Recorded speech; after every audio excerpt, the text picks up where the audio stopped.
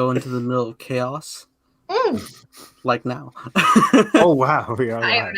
Internet. Evan, you just surprise every time. Just kidding. What's going on, guys? Welcome to My Cup of Tea, episode number 29. We have a very special guest joining us today. Joining us, we have Emma. Hi, guys. Hi, everyone. Also Thanks joining for us, yeah. Also joining us, we have Evan. Hey guys, how's it going? Happy to talk about the end of WandaVision. It's been what is it, 9 now crazy weeks? It's been most of 2021 discussing this show. So I can't wait to dig into it. Maybe my favorite Disney Plus show so far. We'll get into it. And also joining us, we have Carson. New and improved Carson. I got this green screen. I feel like Nathan. I feel official now. Mine went away. It's gone. Now. We traded. Hey, they don't know that. You could just be putting a blank black thing on your green screen. They'll never know. Anyways, yeah, it's kind of sad we're not talking about Harry Potter. I could go another 3.5 hours. But anywho, I'm glad to be talking about one of it. I know. We always joke about that every week. We're like, our longest episode yet is our Harry Potter special. But anyways, WandaVision has been, of course, you guys have been with us this past 8 weeks or whatever it's been. So much to talk about this finale. I'm still like mixed, but I love all the character stuff that happens in this episode, and we're gonna get into it. And it's just been a lovely journey, and I'm glad this show exists. All right. There's a lot. There's a lot with this episode and the season in general, which was phenomenal. I think this is personally for me my favorite Marvel thing after Infinity War and Endgame, because I've been public to say I hold that together as its own thing as my number one, and I think I do have WandaVision, man. I adored this show. What did you guys think of the finale? I liked it. I liked it. It was interesting. I didn't hate it. I didn't love it either. It's not my favorite episode of the season, but I liked a lot of it. I liked. I've gotten used, in terms of the complaints, like the big Marvel extravaganza, right? The big Marvel, everybody goes into the sky and they fight each other kind of thing. I've kind of gotten used to that, but I've learned to appreciate the emotional moments in between those scenes, especially if I've watched a lot of this show, like Agents of S.W.O.R.D. I love that show. That show gets a little bit crazy and out of control, but I loved a lot of the emotional moments. And same thing for this show. A lot of the scenes towards the end of this show with Vision, and even in the middle with her and Agatha having a conversation, I liked most of it, emotional wise and character wise for Wanda.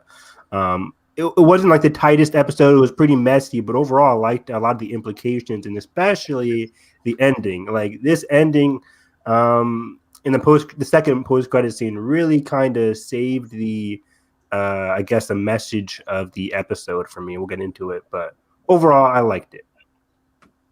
I had similar feelings. Like, for me, it was like an 8 out of 10. It wasn't as big of a finale as I was expecting, but it was still really good. And I really enjoyed all the character stuff. And they did have those, like, couple moments that were like, whoa, that was a really great moment there. But yeah, it wasn't as big as I was expecting, but I still really enjoyed it. Yeah, that's kind of where I'm at too. I'm like, I don't know if I could not be watching these shows at 3 a.m. I'm like crying because it's at the end, and I'm like, it's 3:30 a.m. I can't process this. Like, I'm trying to process. I'm going through the 6 stages of grief, like the show leaving and like everything.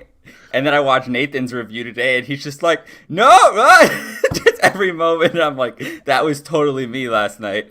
And especially, like, I kind of got taken out of the show in the middle when the kids started disappearing. I'm like, no, guys, we cannot take away the kids. After all that, we need something to, like, get her through this. Like, it can't just be the same cycle over and over again. But I think that post-credit scene later on kind of solidifies that they're still out there, or her powers can do something to save their souls. I don't know where they're, whatever's out there. Mephisto. Oh my god. But yeah, this is like 8 out of 10 for me. I think certainly a more satisfying close to I knew you were saying a journey than Mandalorian was for me, and I think the show has really proved itself, and I'm glad that there was all this hype, and with this being a week to week show, inevitably we get like these just crazy theories of like, okay, the rabbit is this person or the fly on the wall, just like that kind of fandom. But really, this show is about this Avenger going through her grief and her processing it, and I think that's the most important thing in the show, and I think that delivered on it in a satisfying way by the end. Agreed. Yeah. So you look at my reaction. I cried multiple times. Oh no. So I liked it a little. Okay. So and like Wanda is like my favorite, like tied with Spidey, I think is like my favorite Avenger. Like I adore her character. So going to WandaVision, I was like, I'm so hyped. And okay, so it's interesting because like the viewpoint of the people their finale, like you guys have been pretty much saying like what I'm hearing a lot. For me personally, it's like a thing where like I was viewing it like not as its own, just like judging the episode on like how it should be compared to the others. I was kind of like viewing it as like the entire season is one big movie. So it just kind of like was like the final piece in the puzzle for me anyway. I'm literally editing a supercut of the season right now. So I think that'll be a fun viewing thing. But yeah, I enjoyed it a lot. I think it was a great payoff for everything that was going through because there was like so many emotional, like especially the episode before this one was just like so much emotional impact for sure, and this one as well, just with how things were wrapping up and going about. And there's a lot of cool moments too. Like I feel like it just like checked every box for me of enjoyment personally. Yeah, early on before the season, Paul Bettany and them were saying like the budget for this show was like exceeding that of any other Marvel project. I'm like, really? Why? I think he was saying it was like more VFX shots than anything. Yeah, and I'm like, okay, the previous 8 episodes like have been pretty like CGI, not heavy, but they've included some CGI scenes. But I haven't watched the finale. I'm like, okay, this is where most of the budget went for the season, especially a lot of the fights with Vision and all the Wanda stuff in midair. I'm like, okay, that's where most of the budget went, which is pretty funny. Yeah, I think we just missed the aspect ratio changes. Right. So fun.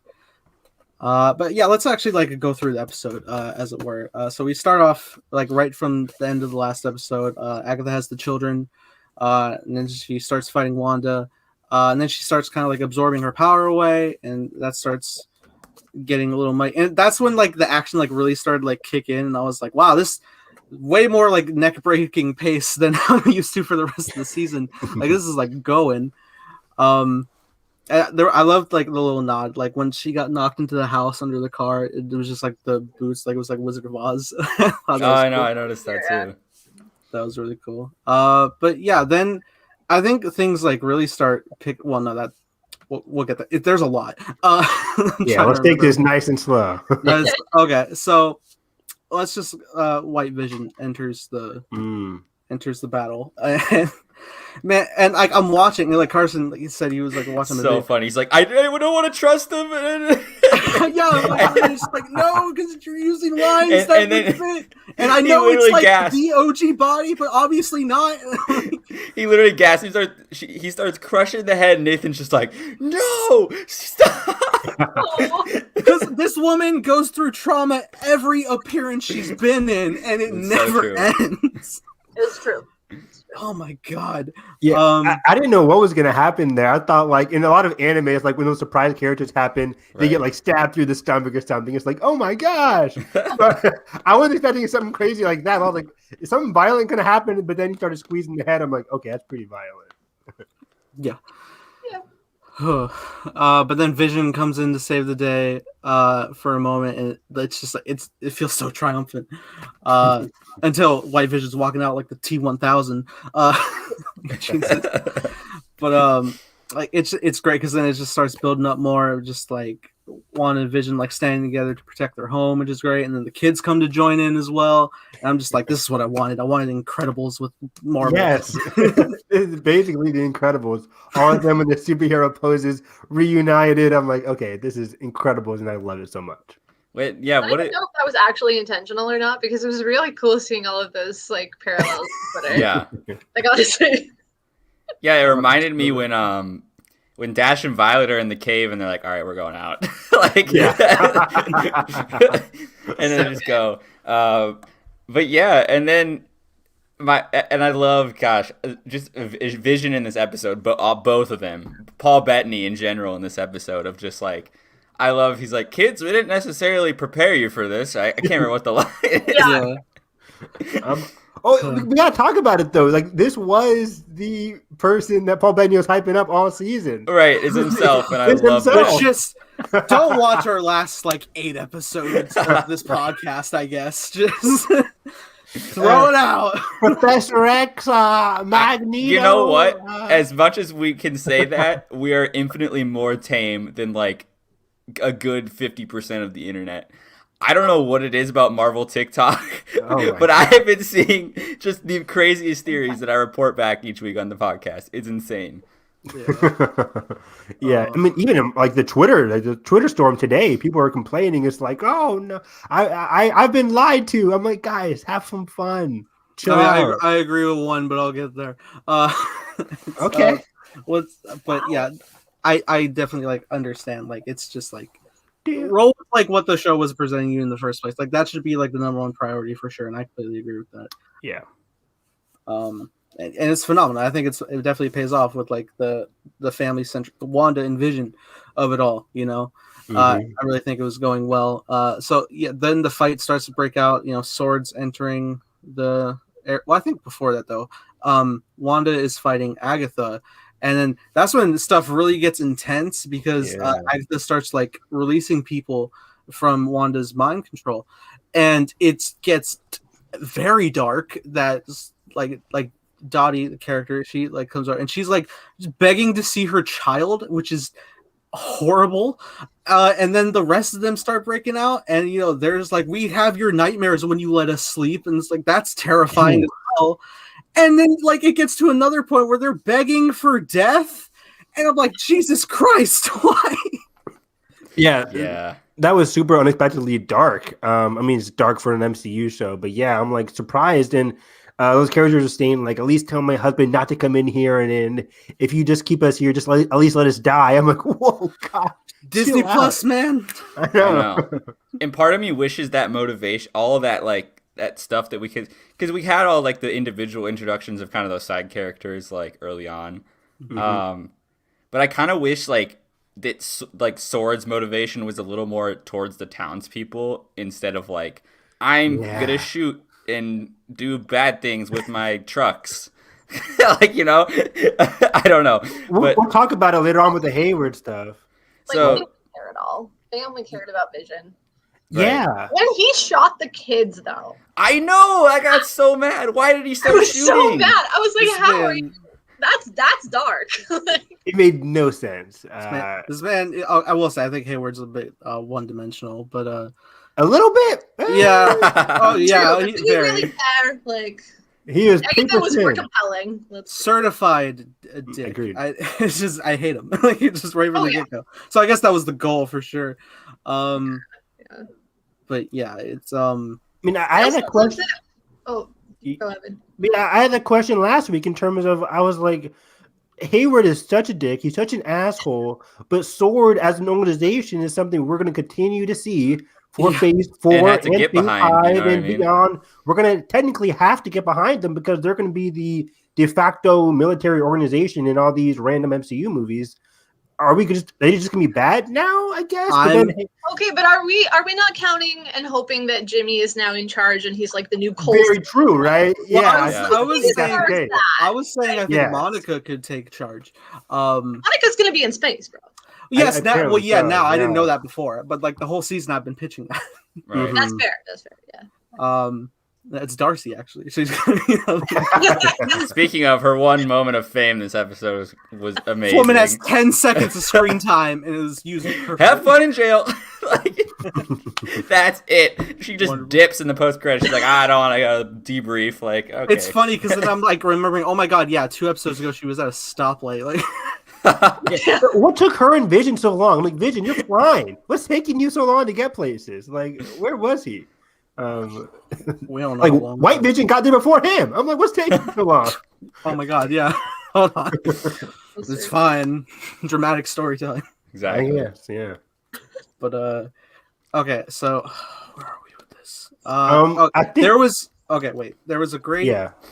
thing between Agatha and Wanda where Agatha is like saying like what the entity of the Scarlet Witch is, like even saying so much as being more powerful than the Sorcerer Supreme himself. So that was wonderful to hear. More powerful than Doctor Strange himself. And I think we're definitely I'm gonna throw some of the Doctor Strange theories by the end of this, but yeah, that's going to be a fun thing to explore. It's actually being pointed out to me. It's like the book that Agatha has, the Darkhold. Evan, that was in Agents of S.W.O.R.D, right? Yes. Yeah. Yes. I mentioned this in episode 7. I'm like, that looks just like the Darkhold.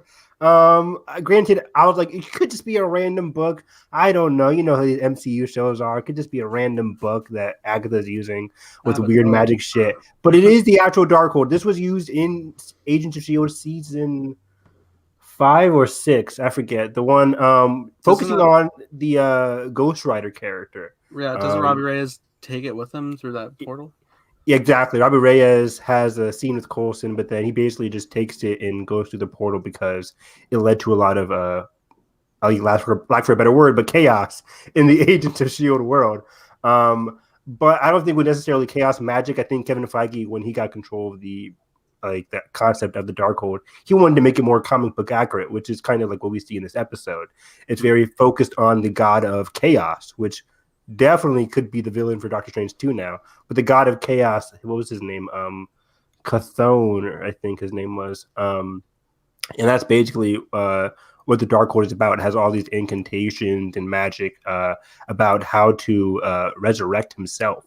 And also has ideas about the Scarlet Witch. So Chthon, as like the concept of the god of chaos, could be the main villain for Doctor Strange 2. Maybe not. Could be something else. I know Marvel likes to keep things very simple, so they could just do something randomly different to make it more simple.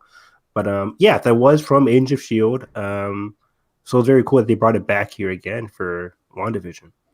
I hope she doesn't end up being, well, this is getting far into that, but like, I hope she doesn't end up being like, oh, I'm going to use these whatever to resurrect my kids because they're stuck here, whatever. And then she becomes kind of like a villain-ish character. I wouldn't want. I don't want them to go against each other.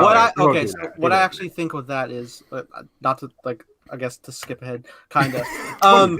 Just go. Let me just get out of the way now. I think it'll be an instance, like not that Wanda will be the villain of the film, but like she's going to launch into this thing that will unleash the villainous force that we'll have to combat, but then she'll help Strange to counteract that. Exactly what I was thinking. Yeah, she's not going to fight Doctor Strange. She's not going to go against him. But I do think if he says like, we got to do this, blah, blah, blah, and she's like, well, my kids are my priority, I think then that could be like, because his thing is like his reality, the reality of the world is his priority, not really just two random kids that Wanda created. So that could cause some chaos. That could cause some strife. But otherwise, I think Wanda's going to be the hero of the film, training with Doctor Strange. Just all I want. Me too. For years, that's all I've wanted. Yes. And we'll get back to that scene later because it's just, I love it. But okay, let's go ahead and address the Pietro in the room. Or I'm about to say, are we skipping over that scene? No, because this was my issue. Let's get into it. Let's get into it, Nathan. What happened? Let's talk about it. I was talking with Carson. There's still hope. Are you kidding? How can he speedrun? How can he speedrun if he's just a normal guy from the thing? There's still hope? How can he speedrun? Tell me right now. I'm still a firm belief how idiotic it is that you cast Evan Peters in the exact same power set type character. Right, that's so you could have got any other actor on the literally billions of other people on.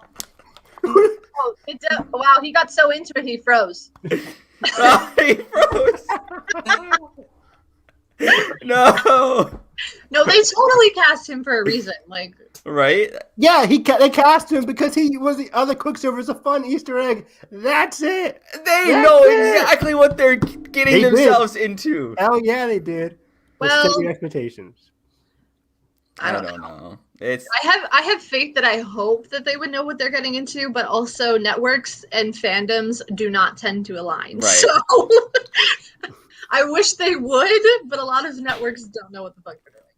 That is true, but but Marvel's pretty different, right? And I think, especially after that interview, after the episode with Pietro coming in, I think it was after the Halloween episode, the creators of the show, the showrunner, stated like, we used Evan Peters because we wanted a way to handle Wanda's grief about her brother and everything.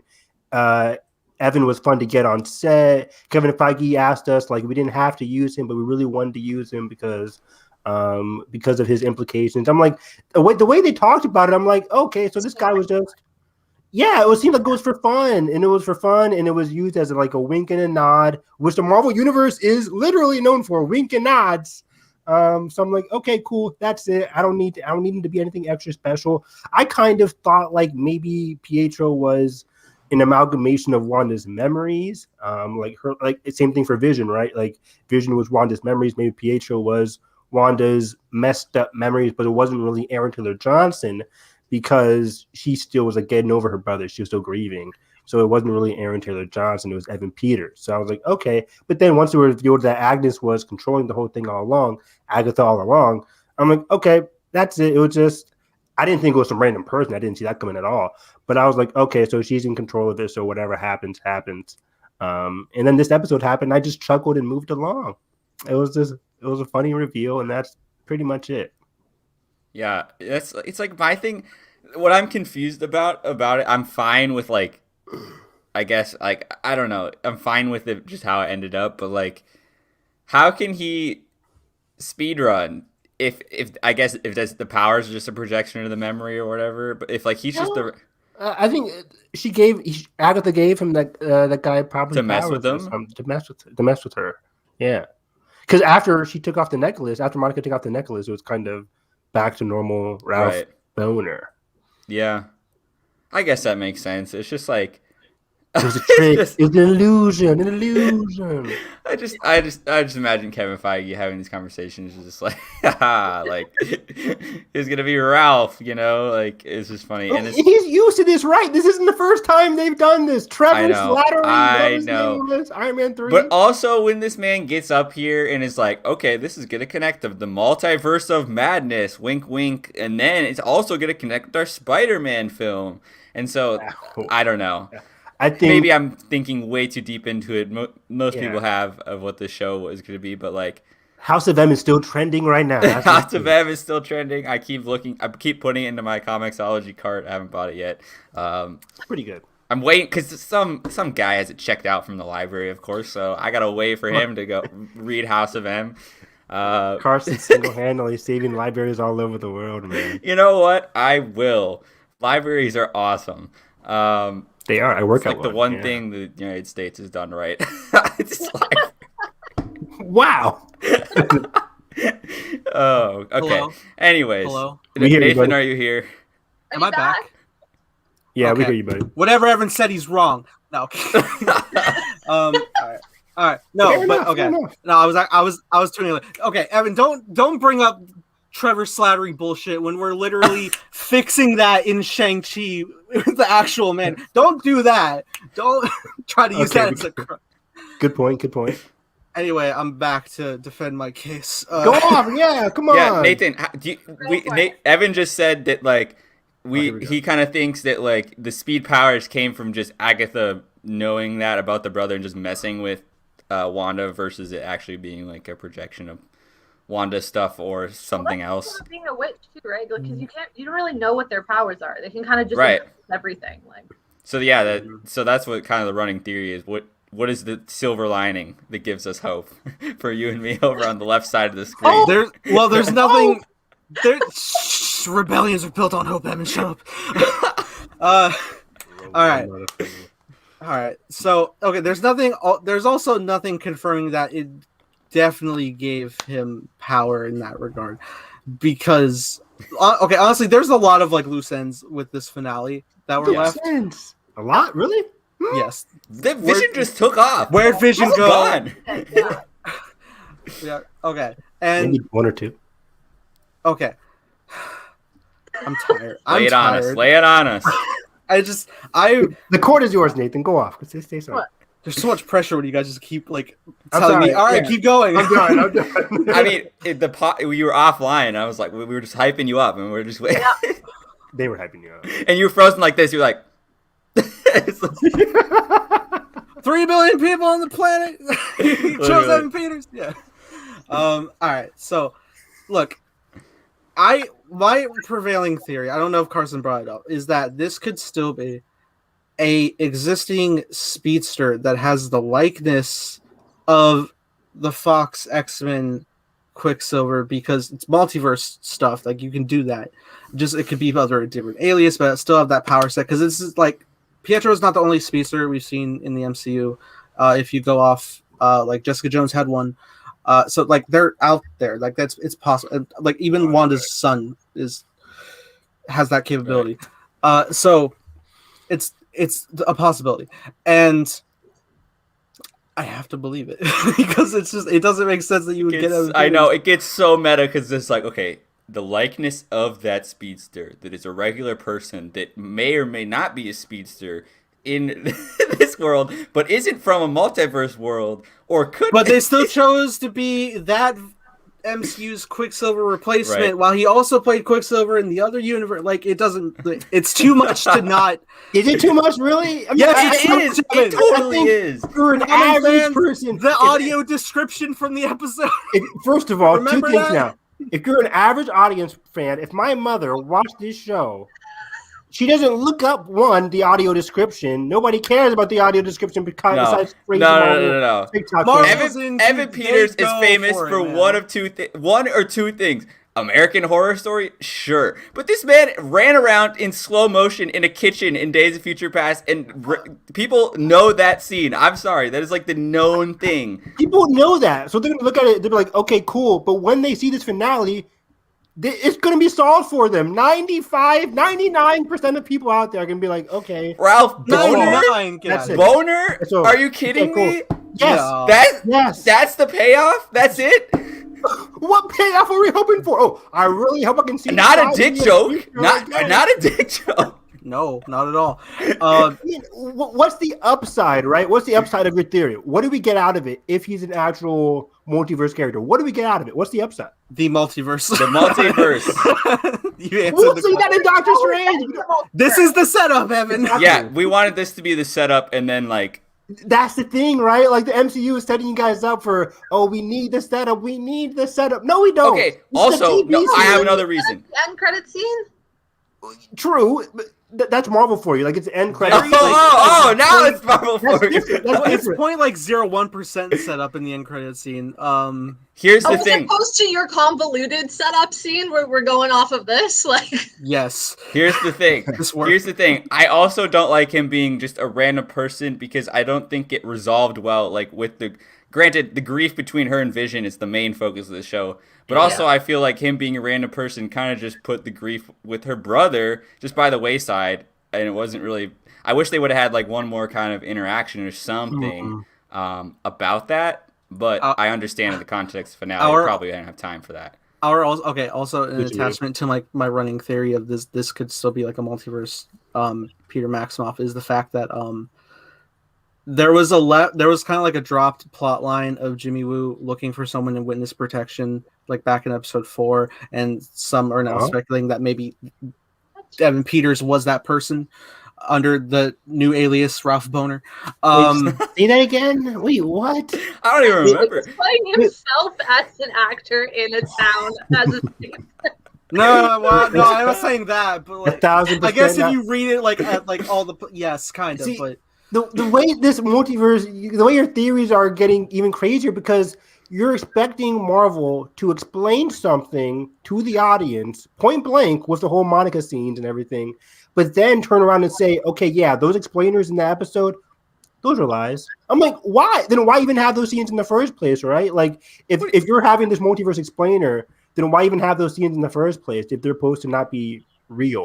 Like, they're supposed to be blatantly lying to the audience? Because at first, your whole multiverse thing, they weren't lying to the audience. They never said he was from the multiverse. That was all created by fan theories. So Marvel explaining it in the finale here with the whole Ralph Boner thing, that was their way of explaining the situation. Your new theories are then lying to the audience, making them even more confused. Lying? For what reason? For what reason? So, Lying? yes, no, by explaining it, saying like, oh, the Ralph Boner thing was a fake thing. It's all supposed to be the multiverse. Everybody else would be like, okay, cool, and so we could see him be an actual speedster. Why did they What's the make point? it such a dramatic reveal that it is this actor at the end of episode 5? Why would they do that? It was so Because dramatic. regardless of who the actor is, it was still her brother, so it's still a dramatic. But it wasn't her brother. That's the whole thing. But yeah, it was. But Emma's still right though. Like in terms of the review of like the whole sitcom purpose of the series, right? Like, oh, the end reveal is the big brother, and then Pietro or fake Pietro kind of explains it in the Halloween episode, right? He's like, I'm fulfilling the role of the crazy stepbrother coming into town, surprising everybody. That's kind of the shtick of his character, right? He was just supposed to be the guy who was supposed to come in, create chaos with the family, sow some discord, and then that's kind of it. That's his role. And have at the same time have Wanda explain her grief, like what they were doing at the town hall where her and Pietro are talking. That's kind of his character. That's it. I agree with you, but also I think it would have lended to Agatha's like character stuff of like trying to convince Wanda that she has no control or power. Like she could. All I wanted from this was like Agatha being like, I don't know who this man is. I just, like. I would have hated that. It would have been. And just telling Wanda more like, you don't have control of your power. You don't even know where this guy came from, and he's not even from Westview. He wasn't here when this started. Wanda, you have no control of your power, and that's why. Instead of just like, give me your power, give me more. Yeah, I know that wasn't the best, but I think, and I'll talk about this like in the finale and my end thoughts on the concept of all these TV shows and not really having a certain conclusion, which is kind of I have an issue with. But like I like that they actually gave us an end answer, whether it's real or not. I tend to think it's real. I like that they gave us an answer, a conclusive answer, because this is a TV show. When I watch a TV show, I want to have by the series finale, I want to have some kind of resolution to certain character threads, whether we liked it or not. This is a resolution, so I liked it. I like that they didn't leave it left open just for another MCU property to handle the situation. Like, he was created in WandaVision, his character ends in WandaVision. That's it. But then it was pretty open to me. Still, whatever the hex ended though, he could have never see him again. Whenever the hex ended, he could have like be sucked up into the wherever. Like I would have been fine with that. I'm just saying, like, it feels still open to me just because like they address like, oh hey, you're a different person, but then like they never cut back to it. It's like that. It's like the Ben Solo effect that we complain about all the time. But like, wait, what? I think they had a lot to get through, though. I'm not sure. It was it's their fault for making it only 50 minutes. Like, they could have gone more. No, it was like 40 minutes. The credits were like you're right. 12 minutes with the post-credit scene. Stupid. Although, okay, random thought, but I will say, Evan, in terms of what you were talking about with the TV shows, I don't know if this was intentional also, but I liked it that they used a bunch of characters from actual sitcoms that had all the side characters, like That 70s Show Mom, and then like Emma from Buffy, and like the guy from Wizards of Waverly Place. Like, that was really cool. Yeah, I like that a lot too. Like, you can tell a lot of the showrunners did their homework in terms of like casting and everything, which is really cool. Yeah. But yeah, we'll never see this guy again, guys. We'll never see him again. I'm gonna leave off. This was my only negative, and I will just be positive the rest of the show. Shocked. This was your negative. This is what you choose to lie with for your negatives? Yes, everything else I love. And I'm going to continue to follow this until I'm proven wrong. But in the future, when there's no adjustment. Yeah, I know. I'll let you know when you prove wrong. Believe me. Just wait until the behind-the-scenes documentary where we get Kevin Feige saying something. I'm just ready to keep annoying Evan with all the Spider-Verse stuff. It's kind of funny, like, I guess, because like the showrunner was like, we talked a lot with the Spider-Man people. I'm like, for what? Like, there's no Spider-Verse, Spider-Man Easter eggs at all that I can see, at least in this finale, minus like the whole left open thing of like what Wanda unleashed, which we'll get into. But I'm like, that's kind of it. Like, there's nothing in here that has any semblance or any connection to what the rumors we've been hearing about Spider-Verse. So maybe after we watch it, we'll be able to go back. Yeah, probably. Yeah, I'm like, oh yeah, that Ralph Boner, he's the real one. Oh, Before all Peter this, though, you Parker. could see how all the theories were fitting in place with all the news reports. Yeah. Yeah, we're kind of just in like a state of limbo right now until we can Yeah. figure this out. and people were saying too. Well, first I want to say like I think the TV thing, that was I think the kind of the genre mashup was like the strongest thing about this show is like especially those first 4 episodes were so awesome. Just like even like before we even saw S.W.O.R.D in like normal like TV fashion, just like being completely absorbed in Wanda's like little bubble of stuff like that to me like people were saying though what the journey like even people that had some negatives with the finale like I had some negatives but like looking back on the journey like there was so many cool like strong episodes of just awesome stuff happening and like just awesome stuff behind the camera happening of like just very intentionally and it just I really like that about this show and I think the journey may be better than the sum of its parts and I was just like I just wanted to say that because I don't want to shun Mando every other sentence but Carson is biting his tongue. I'm like, it is "You're bleeding hilarious. there, buddy." It is hilarious that like okay, so spoilers for the ending of Mandalorian if you haven't seen, but the fact that like we like grown that like they took away from Mando's story to bring in like Luke Skywalker to shine for a moment like out of nowhere, but then at the same time my brain's like is Doctor Strange gonna show up? my brain was doing the exact same thing. It's like when I'm watching a movie I'm like, oh, it's like 3.5 stars on Letterboxd. But we've all probably like but we have also explained that like we are familiar with like Marvel doing that structure of like crossover I know stuff. and I was We're but used to still I was telling myself no. I'm like when like the thing opened and then Wanda was like, oh, is Doctor Strange like behind her? I'm like, oh, I'm thinking like Mark Hamill. I will say right though, now, like I will say though, when I am watching it though, like the back of my brain is thinking like there's a probability that could happen, but in the Right. moment as I'm watching, I don't need it, and I didn't either, but I was just like, oh, maybe, and then I just told myself to sit back. TV shows in general or movies in general now, you're just like waiting for Doctor Strange to pop up. Like if Goblet of Fire had happened now, it would We're gonna watch Yeah. Falcon and Winter Soldier, and it's gonna be like, is he around there? Like, Yeah. The funny thing about that is I'm with you guys in terms of I'm happy that there was no crazy cameo in this finale. Mhm. However, if Doctor Strange was in this finale and showed up similar to how Luke Skywalker showed up, I actually wouldn't have minded it because Wanda knows who Doctor Strange is, for first of all, and he has some kind of resemblance to magic. Luke Skywalker, Mando had no idea who that white guy was. He had no idea what was going on. It took Baby Yoda. He interrupted quite literally a character moment between Mando and Bo-Katan. Yeah, I'm like, yeah, that was way more compelling. not to mention way it more was like compelling. 3 minutes of them just staring at the security camera of like seeing him destroy robots. like there was no scene. It was just like I don't know. Exactly. At least Doctor Strange showing up, at least maybe if he came in, would have added to Wanda's character, would have helped Right. out with her training, audience or already knows who he is Yeah. too. So exactly. And without like Yeah. insane of like the threat it is on like the world that he's also Right. existing very close by, like it would make like sense. hey, your actions have consequences. Like even though I know you're going through some stuff, but like it would make sense for him to show up. But I'm glad he didn't. I'm glad. Me too. I think it would have. I'm honestly glad that we got the kind of resolution scene between Monica and Wanda instead of like kind of that little heart to heart, even though it was very brief. And Wanda just kind of had to take off because the cops are coming, and I guess whatever. Still on the run. It's still on the run. Oh yeah, she imprisoned a whole town.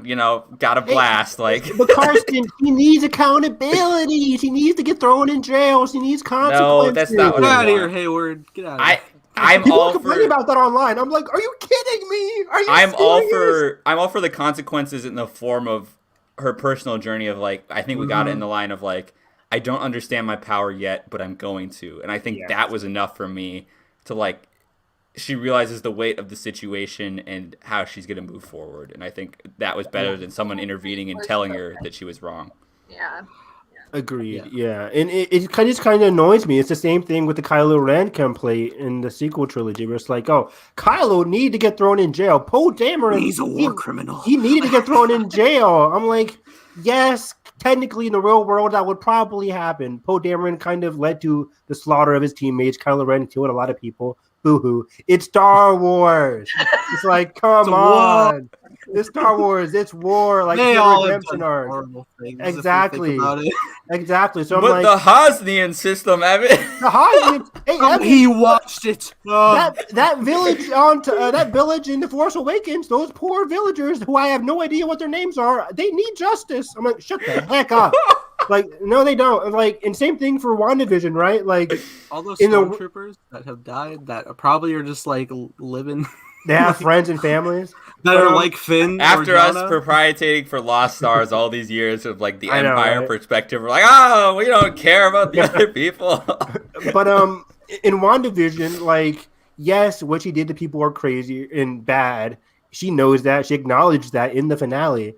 But first of all, did anybody die? I don't think so. And second of all, her grief, she lost her family, basically. That is her consequence. Like, she's still recovering from that. She's still in her grief stage. So that's kind of like what we kind of care about. We shouldn't be like, oh, well, I'm really upset Marvel didn't use them in accountability. They also addressed that like Wanda had like no idea like how harsh of an effect she was having on them. Yeah.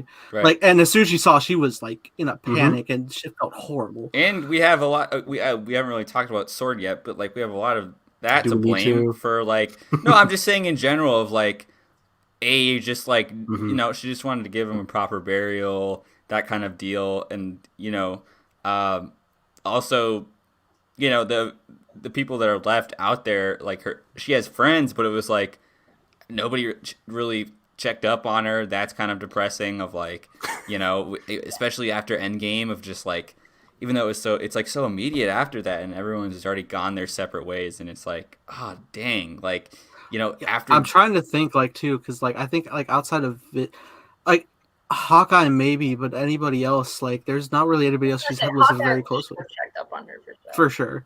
But even Hawkeye, I can understand why he didn't show up. But he has a family of his own. Yeah. Their families, and Yeah. I think probably just because I come from the CW universe, but it was very nice to see a TV show actually do grief properly. Agreed. Yeah. As a person who watched Arrow for like 7 seasons, like, Arrow didn't handle the process of grief very well at all. And I thought they did this so beautifully and so nuanced. It was really, really good. Agreed. It's very nice. Yeah, I keep forgetting this show is like 3 weeks after Endgame, which is I know it's like not a lot of time at all. It's hard to process. Like but- before Far From Home, right? Technically. Yeah. It's wow. Wow. But Peter's about to go on the airplane, just casually. He's going. Look at the newspaper, like, damn, what is crazy? Anyways, hey Ned, how's it going? When is Winter Soldier supposed to be then? Is that also right after Endgame? it should be like around there. Yeah. It is a post-cap world, so yeah. Okay, let's get back into the flow of the episode. We're going everywhere. Yeah. Let's talk about that great library scene between both visions. Fantastic. Oh my god. Beautiful. Like, this is why we have Vision as a character. I bet people are like, oh yes, let me scroll through my ancient Greek history to look up some random thing that could work. Mephisto is on the spine. No. Oh no. But yeah, like Carson was watching my reaction, and I'm sure you saw where I was just like, listening to the conversation. I was like, I know. can we fix this now? Dude, same, right? I think everybody that was at the edge of their seat, like, oh wait, are they going to combine, or are they going to like become one? Like, this going to happen? No, I'm but like, Marvel are they decided to gonna hurt me kiss? more. Wow. Then he said he had a great chemistry with this actor. You know. All my TikTok fans have great chemistry with themselves. Yeah, I was like hoping that they were just gonna straight up merge, but Marvel likes to hurt me more. But so we'll get to that later. But it is great, just like how they were going off of like the theory of the ship and everything, and then just like the fact that he was able to unlock the memories of like actual Vision, because it is Vision. I was like, thank God we did this. I didn't know like how long that was gonna prolong for, but they got like done. It's like halfway through the episode, like, all right, we're done with this conflict. We're gonna fix this. And I'm fine with that. That was great. Oh wait, did we even talk about how like when Wanda was opening the hex and like her Vision and her children were just like glitching out?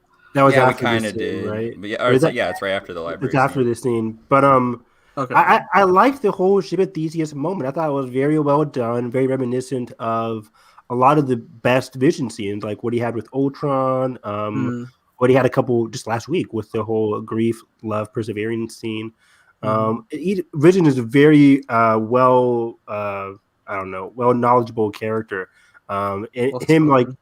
yeah, well spoken character, and him describing the ship of Theseus in terms of like if you either repair the ship one plank at a time, like is it the same object? Like is it if you use different materials, is it kind of the same thing? Which works both for Vision, in terms of like him being actual fake, but then his vision actually being real. But it also works for Wanda and Wanda's grief, right? Like her recreation of this family that wasn't really real.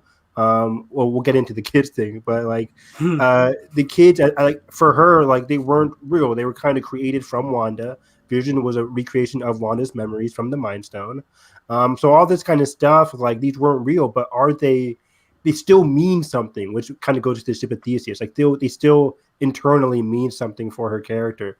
Which and was the awesome. payoff was Loved great. I Yeah. love the payoff of the scene of at the end. Vision says to the extent of like, "Who am I?" And I think that Oh, scene really man. added to like Vision's whole arc of this of like, starting from scratch and then very much catching up with the situation. And then by the end in that living room, he knows he's going to disappear, and he knows Wanda's in a place where she can accept that this time. And that just man. hurts. And it really I'm hurting right now, but And then as you're saying it. and then I think back to the Civil War flashback from last week, and I'm just like, this is a lot of pain for me to handle. Like, It is. It's remarkable how beautiful of a character arc Vision has had. Not only through the Right. show from episode 1 to episode 9 now, like you said, Carson, but also like Vision as an entire character from the MCU up to this point. Like his whole question ever since Age of Ultron was, who am I? It was like, what is my like prerogative? What is my the purpose of my being? And he was having that conversation with Ultron. Then he had the conversation with Wanda in the Civil War. Just and now becoming kind more of human. Like is becoming more human, and it leads to that final scene where he's having a talk with her, and it was just incredibly beautiful. can we just say absolutely loved it. also, what a great idea to have. We're all like, oh, the hex is gonna explode. What a great idea to have her like actively shrink it, like it was like coming back to her reality. And when then she watching did- it, oh, amazing. And when she did, I was like so hopeful. I was just like, just the house, maybe. Like, yeah, I know. I'm like, what if she just permanently like kept it? Same.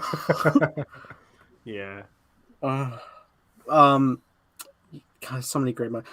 Just real quick with the fight, because I think because I don't know how much of my video you watched, but like the point in the fight where like they're in the sky and then like White Vision like goes to grab Vision's stone. Like, Oh, you were so mad. You're the like, panic. no. I was like, no. I was like angry. I was like, not again. I will not suffer again.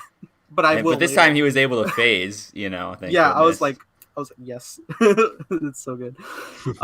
Okay, but like the core of the heart of the story, it's just, yeah. Let's okay. So, the final confrontation with Agatha, in the sky, and like they're fighting.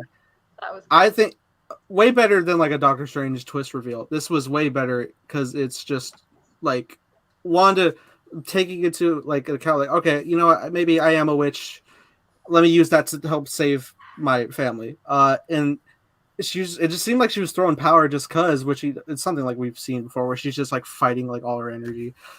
But no, she was like throwing up the runes to trap the spell. And I was like, what an amazing reveal behind her when they panned to it. I was like, oh my God. Oh, we got to mention I love the scene where she goes inside her mind. That's right before this. Yeah. I thought that was really good in terms of like, kind of just going back and like flipping the sides of the battle, but also kind of just like seeing the history of the sorcerer stuff and kind of like realizing that what it is a little bit. And so I think it made it better in terms of when she just kind of accepted it. Yeah, that was just like a really cool scene, and then it just like cuts back and they're flying into the air. I'm like, oh, that's cool. It's just like more and more unlocking like who she like truly is meant to be. Like like even back to like last episode when Agatha brought her back to like the Mind Stone, seeing like what she would become in the future. And it's funny because like we're looking at that like, okay, by the next episode she becomes that, but like that was her like 6 years ago seeing that, and it's Right. like it's something that's paying off, that's been leading up. And the fact that like, you know, I think Agatha says it like that, like the Scarlet Witch is like forged like through her experiences, you know, she's become unlocked fully to embrace this power and you know, use it for good. And I think she even says in that flashback scene when she's taking over her mind, like, you chose to do this, Agatha.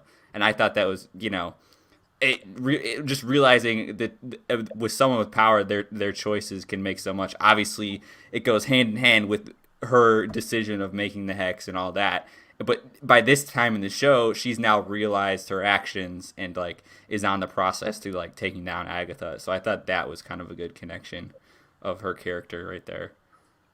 Agreed. It was kind of a great juxtaposition between those two. It's like, wait a second, I'm not using this for like for the specific use of chaos or for just all this power to me. Like, I don't even know what this power is. I'm just using it for herself and for like the heroic aspects of it all, which was nice.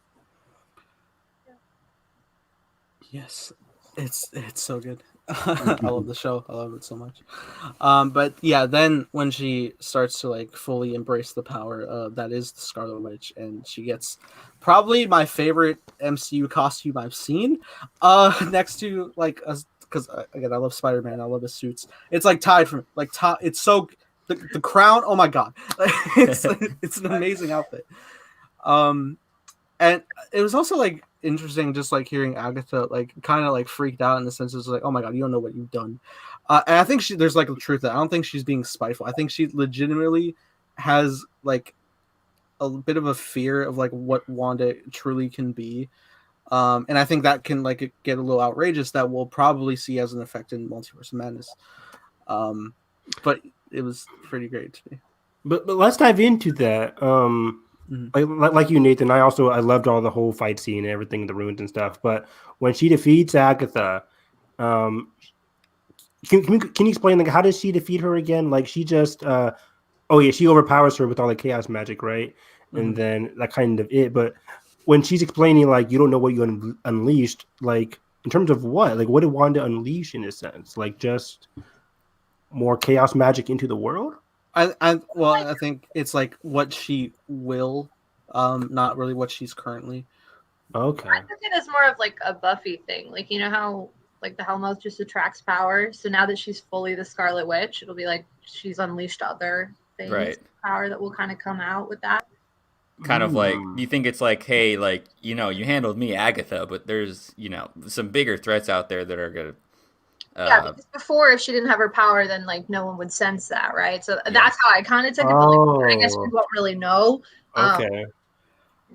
To that point would be really cool because you know it's kind of like Agatha kind of turns into like something like to be saved for later for Wanda. Like that would be kind of great to like if like she needs Agatha's help with something in the future. That would be cool. I'm very happy they did that. That's one of our predictions from last week. I think all of us agreed. Like, there's no way they're going to kill Agatha in this finale again. Yeah, Agatha hasn't really killed anybody besides her mom and a couple random witches who we have zero care for. That's fine. So it's fine, right? Just a whole Exactly. Like probably some other witches throughout the decades, but you know, it's fine. We don't care. But so I'm very happy that they kept no her multiverse. alive. It's fine. Tried to kill some children. there's a gap in the history book. You know, we have the abridged version. I forgot about Sparky. She did kill Sparky. Tragic. Irredeemable. John Wick would not be happy. John Wick comes. Also, I wasn't here when you guys talked about that song, but that song. It's the best. So good. I didn't know it was written by the people that wrote the Frozen music, which makes me so much. I know, and you guys got to watch the documentary for Frozen 2 on Disney Plus. I know. Oh, I have. I love these that. songwriters are the coolest people, and you guys don't have appreciation like me and Emma do now because these people are awesome, and I hope they direct because they're actually really, really good at story and understanding things, and I really hope they direct someday because they're. I'm pretty sure some of them worked on Raya, and after seeing that, I think I should really like. I wouldn't be surprised. In their marketing, they were like the variety video that they put out about how they made the songs for WandaVision. I haven't seen it yet, but I like saved it to my bookmarks or something. Oh, okay. Yeah. I'm so excited for next week's like making of for WandaVision to come out. Yeah, and I hope they're in that event. I hope they are for the music. But But yeah, that's a good theory for like what she like as she became the Scarlet Witch in person. Now, like a lot of people are going to be crawling out from the woodworks, being like, okay, now a lot more things are going to get crazier. Even in Doctor Strange sense, he probably has like a spider sense in terms of oh shoot, like the Darkhold is out there in the open now. It's a very dangerous book. It can't just be left in Wanda's hands, even though she is very capable. It is still a very dangerous book to be left in the open. So he probably has to come in and protect that. So I guess there's a lot of things out in the opening. I thought she was just as I was watching it, I'm like, what was she referring to? I'm kind of confused here, but I guess you guys' explanation makes sense. Yeah. So yeah, I think it's going to be interesting to see like how we revisit Agatha moving forward. I think maybe like a scene between Agatha and Mordo or something would be cool. It's like I need more Mordo in general. Like, me too. Very underutilized so far. Chiwetel is so good. But yeah, that kind of ends up wrapping up again. Costume amazing. And they just kind of decide to wrap things up and go home. But you know, it's going to be way sadder than that because Marvel can't let me be happy ever. So we have just like a normal walk home, and I love the touch that like they're walking in like fully costume, and then they just like turn to like their civilian clothing, and it was like, yes, family. It's just they're people. I was like, please roll credits right now because I don't want to see what happens after this. Yeah.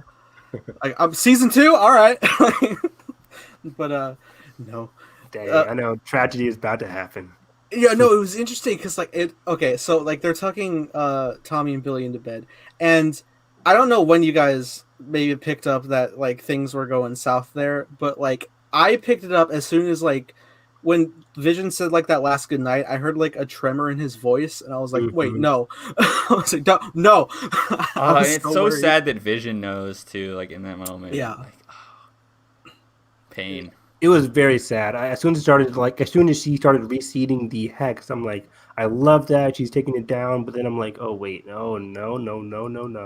I was like, okay, Vision. I was still at the hope that it was going to be like just the house. Like it was to stop that. Yeah, I mean, I thought like even then I was just getting into the house. I'm like, okay, she'll say goodbye to Vision, but boom, spoiler, her kids are going to be okay. But that did not happen. Which you've been pitching like this whole season, like they're not going to take it away entirely. Like you can't take it. Like I legit would have this finale for me would have been a 7 out of 10 at best. Why does these kids died? Evan, why does Disney Plus keep doing this to you? Because you keep saying like, "There's no Mando without Baby Yoda," and then they got taken away, and you're like, "We got the Young Avengers coming. We're not going to take away Wanda's children," and they did.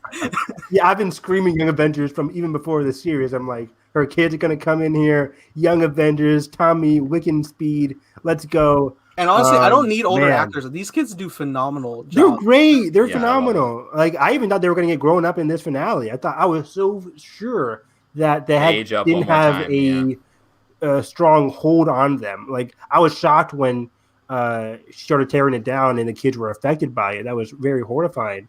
Yeah.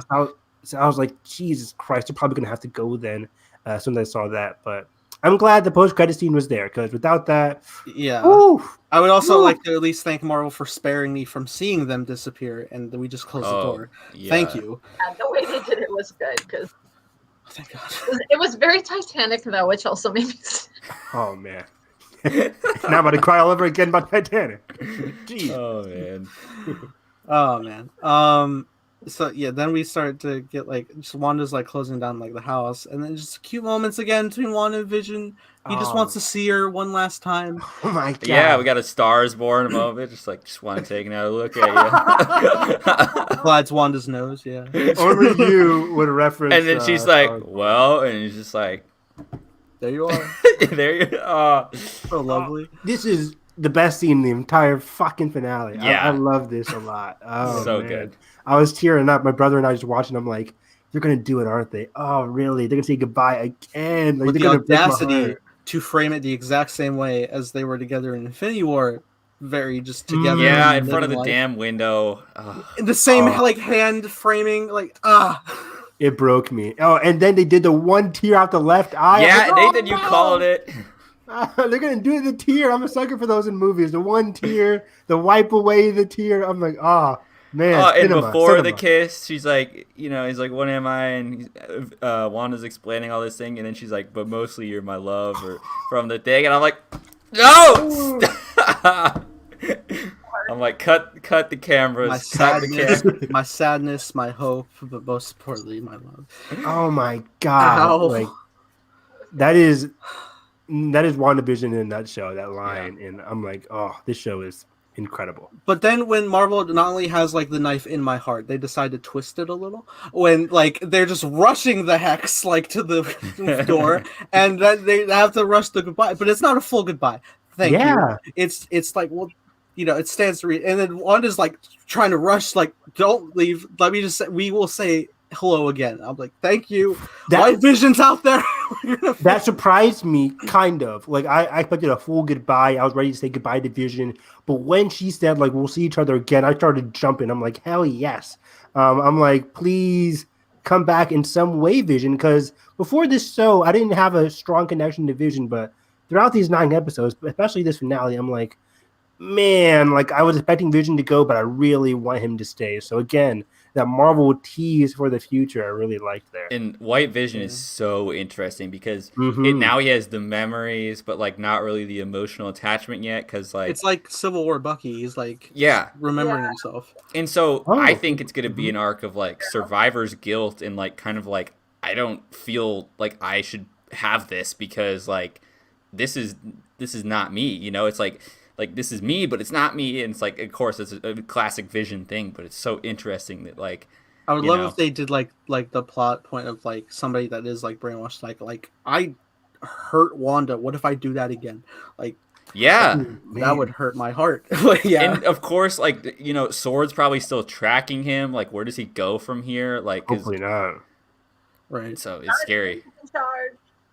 Yeah, exactly. Yeah, with Jimmy Woo in charge, they're probably not going to do that.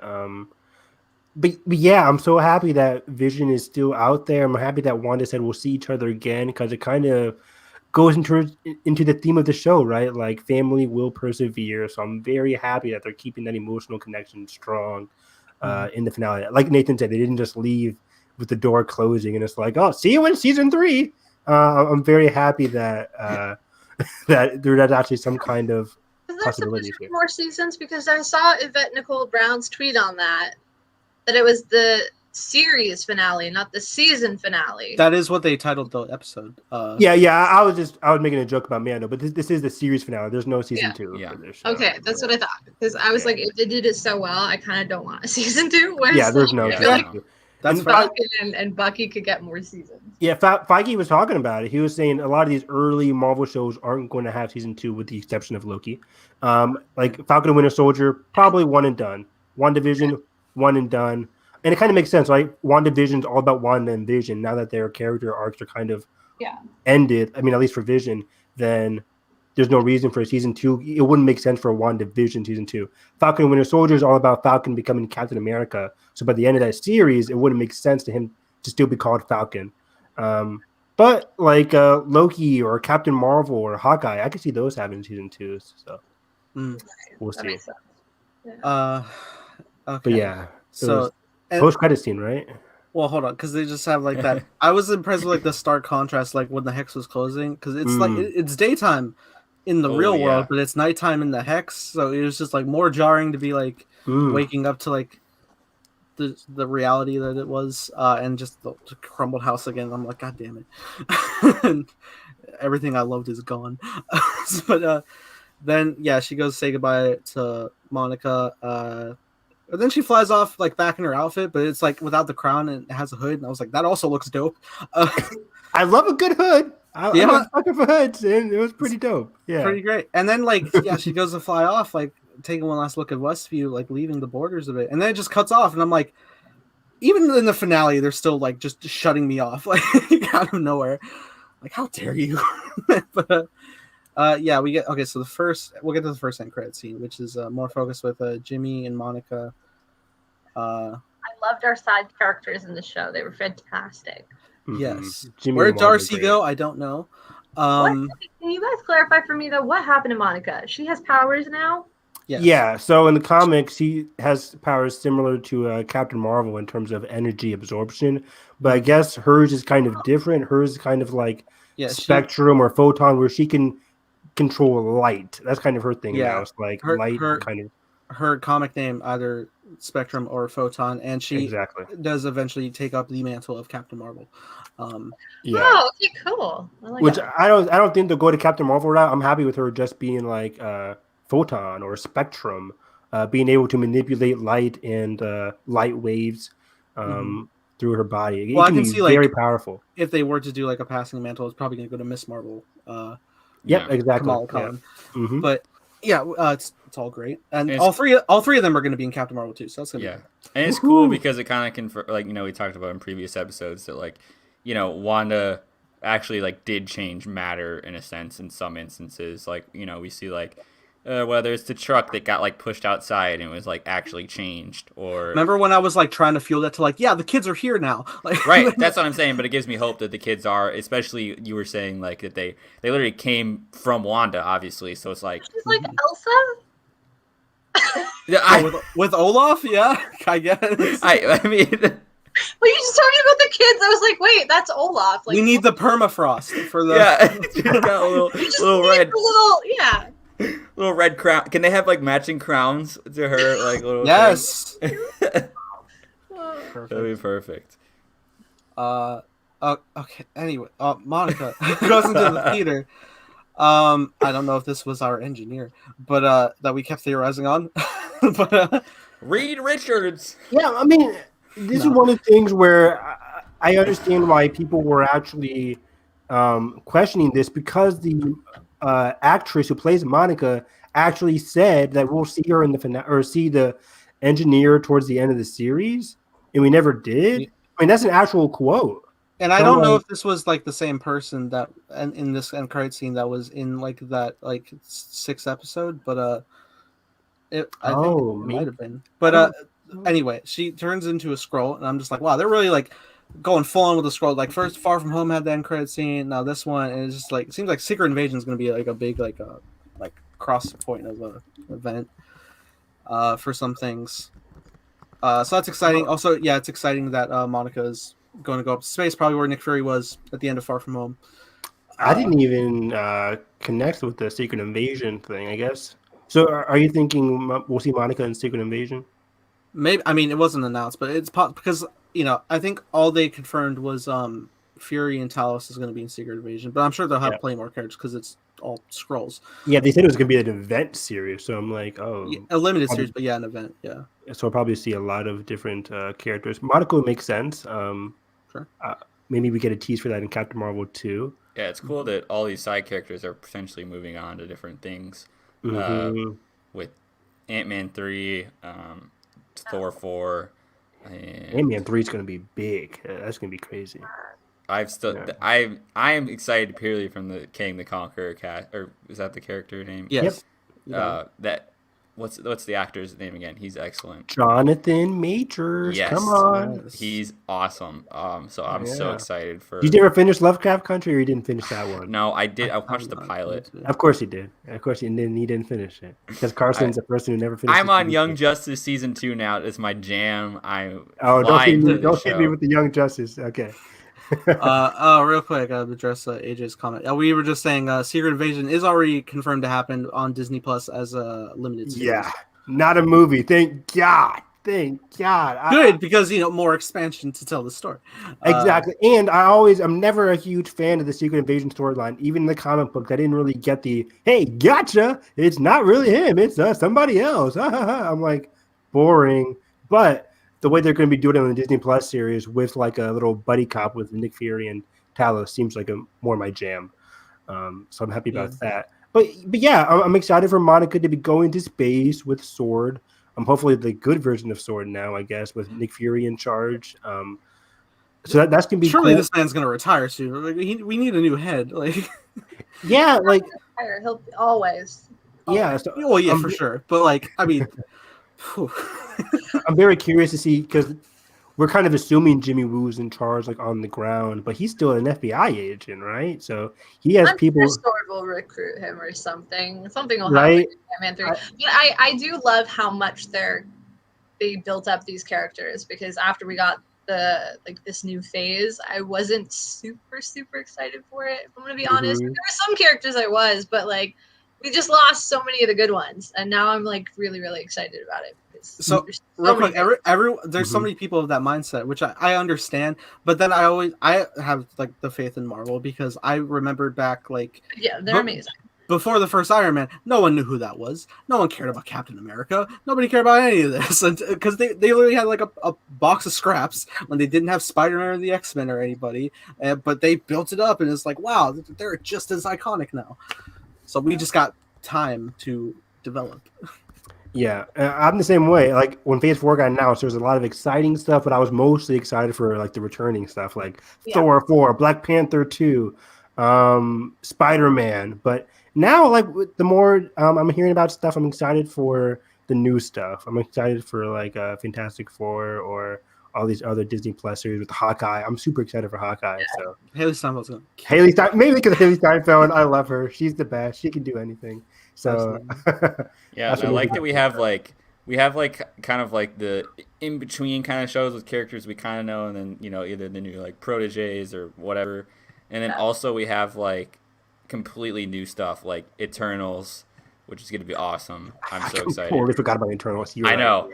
And as soon as it comes though, like Chloe Zhao, yeah. And we have Sam Raimi directing Multiverse of Madness, which is just an insane pick. I'm so hyped for that. And so I just think we have just like things that I think are going to be like super engaging to like just create a whole new phase, and then also stuff that is like kind of continuation, kind of not.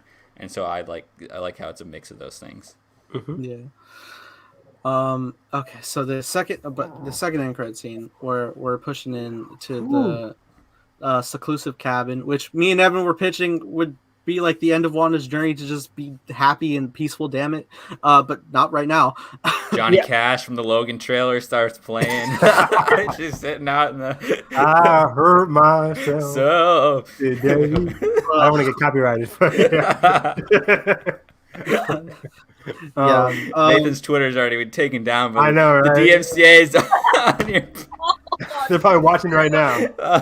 They're probably in the DMCA snipers. They're here. Fake laugh hiding real pain. But anyway, we go in, and okay, so this impressed me quite a bit, just because of the fact that it's not just that like, oh my god, Wanda's astral projecting like Strange does.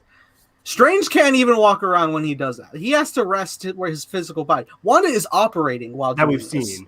Yeah. Come on. Well, more powerful, right? So. Yes, they addressed that, and that's phenomenal. I just thought it was like so cool to physically see Wanda be able to do that, but also she's reading the Darkhold as well, and that's like probably not the best one to study. I was like literally at the end of the episode, I was like saying, Wanda, please fly to Bleecker Street. This I think would be very beneficial. But no, she has the book, and it's like, oh no, you must not read from the book. She doesn't really know him that well, right? At least in the movies, like they never really not had at all. any No, not really. They had one scene together. So only in Endgame, really. Like they even in Infinity War, they were on like Strange was on another planet. Yeah. So I don't. Yeah, it'll be interesting. It'd be a great meeting for sure. I'm very excited about that. But yeah, I think like the most intriguing part was not just that visual, but it's the fact that like at the very like last like 2 seconds, you hear like the cries of Billy and Tommy. Somewhere, I don't know if that's like within her own spirit or something, but she's reading the Book of the Damned, so it's not going to go well. But I'm hoping we can fix it. I again am letting Marvel. The drama they've caused her, they better give her some happiness at the end. Yes, I have faith Marvel will actually do that. Mm-hmm. If it was the CW, I would say no, but I think that Marvel will give them a good idea. I agree here, and I was complaining during the credits after the show ended. I'm yelling at my brother saying, "Are you kidding me? They're gonna have her leave here all alone, kind of similar to where she ended." Granted, yes, she is a different person. She's recovering from the grief. She's still processing that grief. It's not like all happy, rosy dozy. I didn't need that, but I also wanted her to have some kind of tangible memory of what transpired throughout WandaVision. Her kids were going to be that for me. I was like, okay, Vision's gone, but her kids are going to be with her. She can still process the grief and kind of struggle and move on. You can have that exact same post-credit scene, but with her kids as well.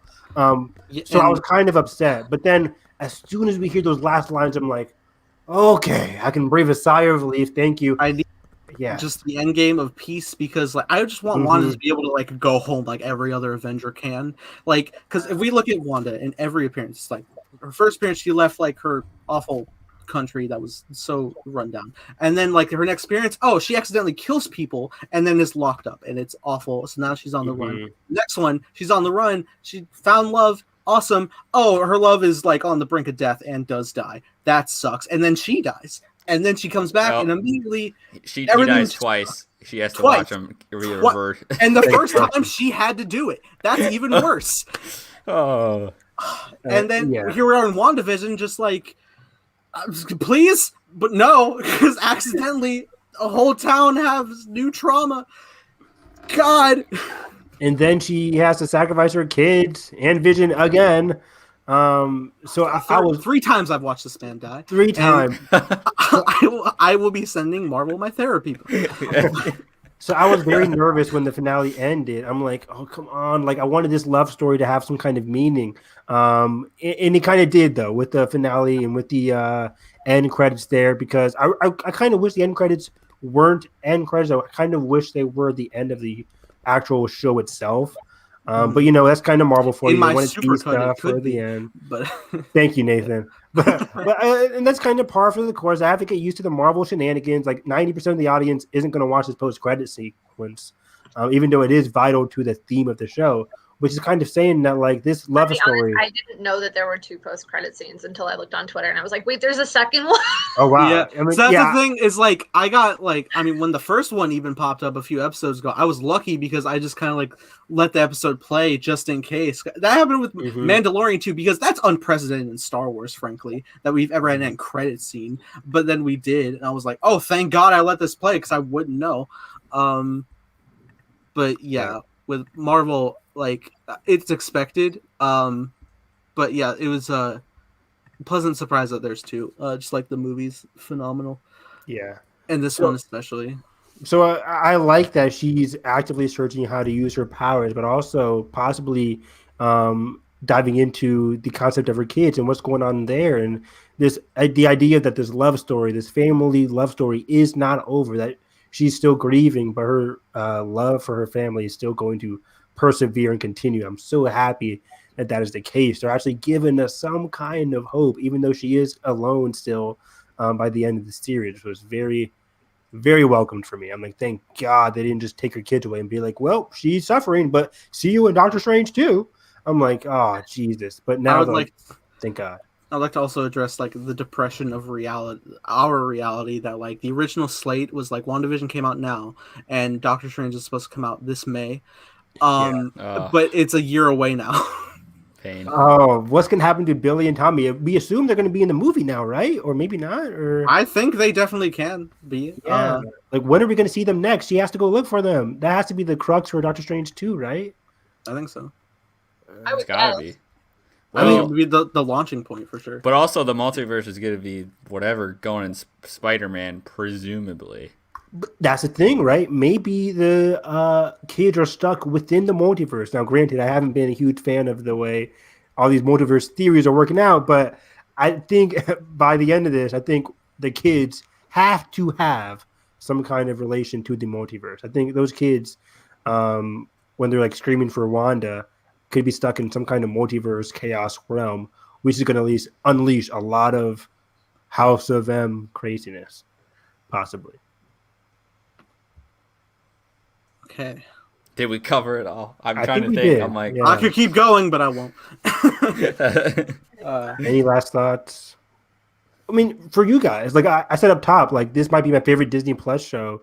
I mean, we've only had like Mando season 1, Mando season 2, WandaVision, High School Musical. Plus shows. Yeah. There's not a lot, but I think it's been my favorite. Yeah. Yeah. Yeah, me too. I mean, I mean, I still have to watch the High School Musical series, but otherwise, Pretty good. I'm pretty sure. That series is really good, actually. Pretty good. Yeah. Yeah. But even so, I'm pretty sure They're very different genres, though. Yeah, So I think compare them. I'm sure I'd love it, but I think WandaVision is still going to take the cake from me because I love Wanda so much. And I literally just said I think it's my favorite MCU thing, like second favorite. That's crazy. I love it, man. But It's yeah, great. it was so good, such a fun journey, so weirdly different. And it was funny because like most people were like apprehensive for the first 3 episodes. They were like, "What is this?" But I was like right from the jump, just like I love it. Like if it's just this, fine. Like I'm here. Right. Yeah. Like, Vision just being weird, like Vision like swallowing a piece of gum, and just like that was utterly compelling to me for like 30 minutes. Evan, our hype with the Malcolm in the Middle episode. That was TV though. That was insane. Like Yeah.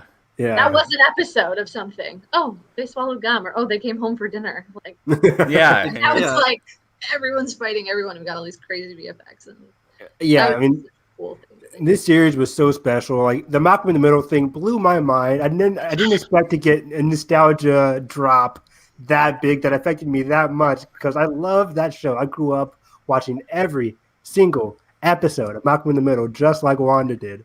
So I love the Bewitched one. That was the one for me that I loved. That was a good one too. I loved a lot of these episodes. They were very unique. They had unique storytelling, unique storytelling devices, and the costuming and everything. So I think this show can really go the distance, especially in terms of future Emmys consideration.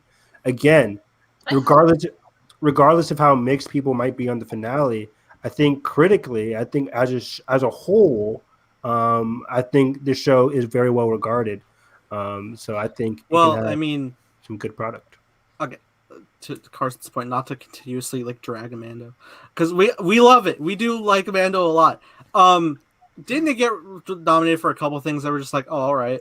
I was kind of shocked, actually. Got nominated for Best Drama one year. But that's the thing. Yeah, it got nominated for Best Drama last year, or with the 2020 Emmys. So. And it's funny because like when I think of like drama, I think of like the grief topics that like we're handling in WandaVision. But if I'm thinking like the drama of The Mandalorian, I'm thinking like the goodbye scene, I guess. But everything else, I'm like, are we just having fun? Emily in Paris got nominated as a musical comedy, so I don't think that the Emmys this year were really on point. Like that's very true. Yeah, no, probably not. I'm still trying to figure out if it was a musical or a comedy. I don't like. I didn't even watch that show. Didn't the Golden Globes randomly like one year nominate The Martian for best comedy? It sure did. Yeah, I remember that. Yeah. Matt Damon's potato jokes were hilarious. Did it win too? I think it did. I feel like it did. I'm pretty sure it did. I think it did too. I mean, it is great, but like it's a comedy. That was 2015, right? 2015, yep. The only saving grace is that they get good hosts. Like Tina and Amy were flawless, but the nominations, I don't know. Oh, that was the year's Spotlight one, I think. I feel like what we actually pay attention to the most, semi-seriously, is the Academy, like the Oscars. But even then, sometimes you just have to. But the Academy is so boring to me. They always nominate the boring movies. So I like most of the Academy's picks. I'll defend them a little bit, just a bit. Just a tad. Well, like they're good movies, but they get it mostly right. They don't nominate anything fun. Like it always has to be an artsy film. And I agree. They're not nominating Logan, which I think is still one of the best movies of all time. Screenplay, it got right. It got a screenplay. They can open their genres a bit more. You know, I don't know. Yeah. Like, Definitely. Where is my Endgame nomination for Best Picture? They had a consideration. I just think they could be more welcoming. 2019 was a great year. Endgame, not top 10. That's another podcast. That's another podcast. That'll be a fun. I'm sure you could if anybody were to comb through, they'd like gather like clips of just like here's just the deep seated like rage between Nathan and Evan that's building. Evan will not be on next week's episode. My cat is just behind the green screen right now, just like you guys will just be on the E Network for like what drama with the celebrities and who's beefing. We're gonna have our own Civil War event. Oh heck yeah! Carson, pick a side. Carson's in the middle. We're doing a commentary of Godzilla next week, and I'm Oh, I pretty sure can't we're just gonna like be on such different sides with things. The amount Like, of what yelling is I will be going doing on? when Bryan Cranston dies is going to be. We'll be unanimous astronomical. on that. It's fine. Gotta close the doors. She's gonna make it. She's gonna make it. Look, that's great. I love that scene. I will be Fantastic. gushing. So good. I will be gushing Yes. a lot of that movie. I can't wait. I'm excited. Awesome. Yeah, man, WandaVision, phenomenal. Phenomenal. Did you guys want to touch on any like rapid news before we do like end reviews of things? Yes. Let me see. I know, I was pulling it up too. I'm like, wait. Oh yeah, mostly I want to talk to. I guess we can just before we go into reviews, just talk about the theatrical situation. I'm curious from Nathan's perspective. Now that Nathan's an owner of a theater chain, no, I'm kidding. No, but Nathan worked at a theater. Like, well, kind of like last couple of weeks, Tom and Jerry killed it in terms of box office opening. So many people. Double digits, 14 million. Yeah, apparently there's a lot of people in movie theaters. I didn't A really lot go of out and families see it. coming in, man. Like 8 or 9 family members coming in at once. Wow. Yeah. Aren't you in Florida though? What'd you say? Wait, what? Are you in the States too though? I mean, yeah, Yes. which is crazy because I'm not like, saying it's the right thing. yeah. I mean, I've gone to see like Judas and the Black Messiah and all this kind of stuff. I thought those were going to be big, but it ended up being like 3 million opening weekend. While Tom and Jerry did like 4 times as much as that. And it's kind of interesting because like with President Biden saying like the vaccine situation is going to get handled by the end of May. Movies like A Quiet Place are jumping from September to May now. So a lot of theaters are having confidence in May coming back. And this is very fascinating because we kind of figured, given WB's whole prerogative this year with everything being day and date released, like maybe we can expect something to be better by the fall. But it seems like a lot of theater chains and executives and stuff are putting their hopes on May being the beginning of everything getting back to normal. In May, we have Black Widow in the first week, followed by the Spiral spinoff with Chris Rock, Free Guy, and ending the month out with what's it called? Now A Quiet Place. You also have Cruella's that month as well. Cruella too, which I'm super excited for. I kind of like the trailer with Emma Stone. There's news coming out that Venom 2 and Fast and Furious 9 are the same The day. showdown of the century. Let's go. Don't do that. What is gonna be? And I'll be there for both of them. Who do you guys think? I was about to ask Nathan. Who do you think is in the wrong here? Because I think Venom is going to get swamped by Fast Oh, and I think Furious Venom's 9. in the wrong for sure. Yeah. Exactly right. And people were like, Evan, well, Venom's a comic book movie. I'm like, you guys do realize Fast and Furious is $1 billion Like the franchise. lowest. And it's basically also a comic book movie, if we're being honest. You're right. That's Exactly. I Yeah, still it's think interesting. that they should have ended after Paul Walker, but I agree. Yes. Yeah. But we're still, I mean, you'll see them. They're still guilty pleasures. Like they Oh, just yeah, they're still fun. They're 1000%. fun as hell. Like, Like, I even cannot wait. yeah. they're so fun. We have a magnet plane and John Cena. What more can you ask And for? Han's back. And Han is back. Justice for Han. I'm Yeah. so excited. I can't believe they're actually like marketing the Justice for Han. Yeah. It's amazing. Uh, Like, it's so funny because like I know Venom made like a lot of money, but it's just like it was not received very well. But it's I like know. the only like differing factor we're going off of is like it's the new director Andy Serkis, who we love. So we need a trailer to gauge like what are we getting. Where I are know. we going? We really don't know. We do, because I love Andy. Andy's one of my favorite actors. He's an inspiration in terms of emotion capture and everything. I love the guy. But Hey now. if I ask Watch you your words. to say, name one Andy Serkis movie. Mowgli. That's the only one. I forgot about Mowgli, but people would forget about Mowgli. People didn't even go see it because it got overshadowed by John Favreau's Jungle Book. So I'm just like, yeah, I mean they both made a version of the Jungle Book. yeah. Mowgli is on this. I saw one. I don't even know which one I saw, but I did not enjoy it. Oh wow, you didn't like? I feel you like probably I've saw. told you this on the podcast before. I didn't, Oh yeah, you're right. The think Disney that- remakes. which was really annoying. Because But you did like Cinderella from 2015, right? You liked that one. Which With, the live action Cinderella? Lily James. Lily Yeah. Yeah, I love that one. Okay. I yo, still yeah. need to watch it every That time one's- we bring it up. I still need to watch That was Isn't it fantastic. fantastic. They pulled from all the different Cinderellas. Yeah. Oh my god, it made me so happy. Like every single version, they gave us an Easter egg. It was fantastic. It was Oh. great. But yeah, Andy Serkis' Venom, I have no idea what's his style as a director. So can't really get too excited for that, besides that he smartly shaved Woody Harrelson's head. It's smart. a whole cartoon. Oh, we know what Carson's excited for. Oh man, this Man. could be They have an man- official. They have an official Zoom background. So- that's incredible. Carson is replacing Cillian Murphy in A Quiet Place Part 2. he's not here. He's playing Mephisto. He's gone. God damn it. Not again. Emma, do you know about any of the Mephisto stuff at all? You don't. That no, people I kept don't either. theorizing this character throughout all of WandaVision's season. Like, we were just like, oh, he's gonna be a big bad reveal that's gonna happen. It never did.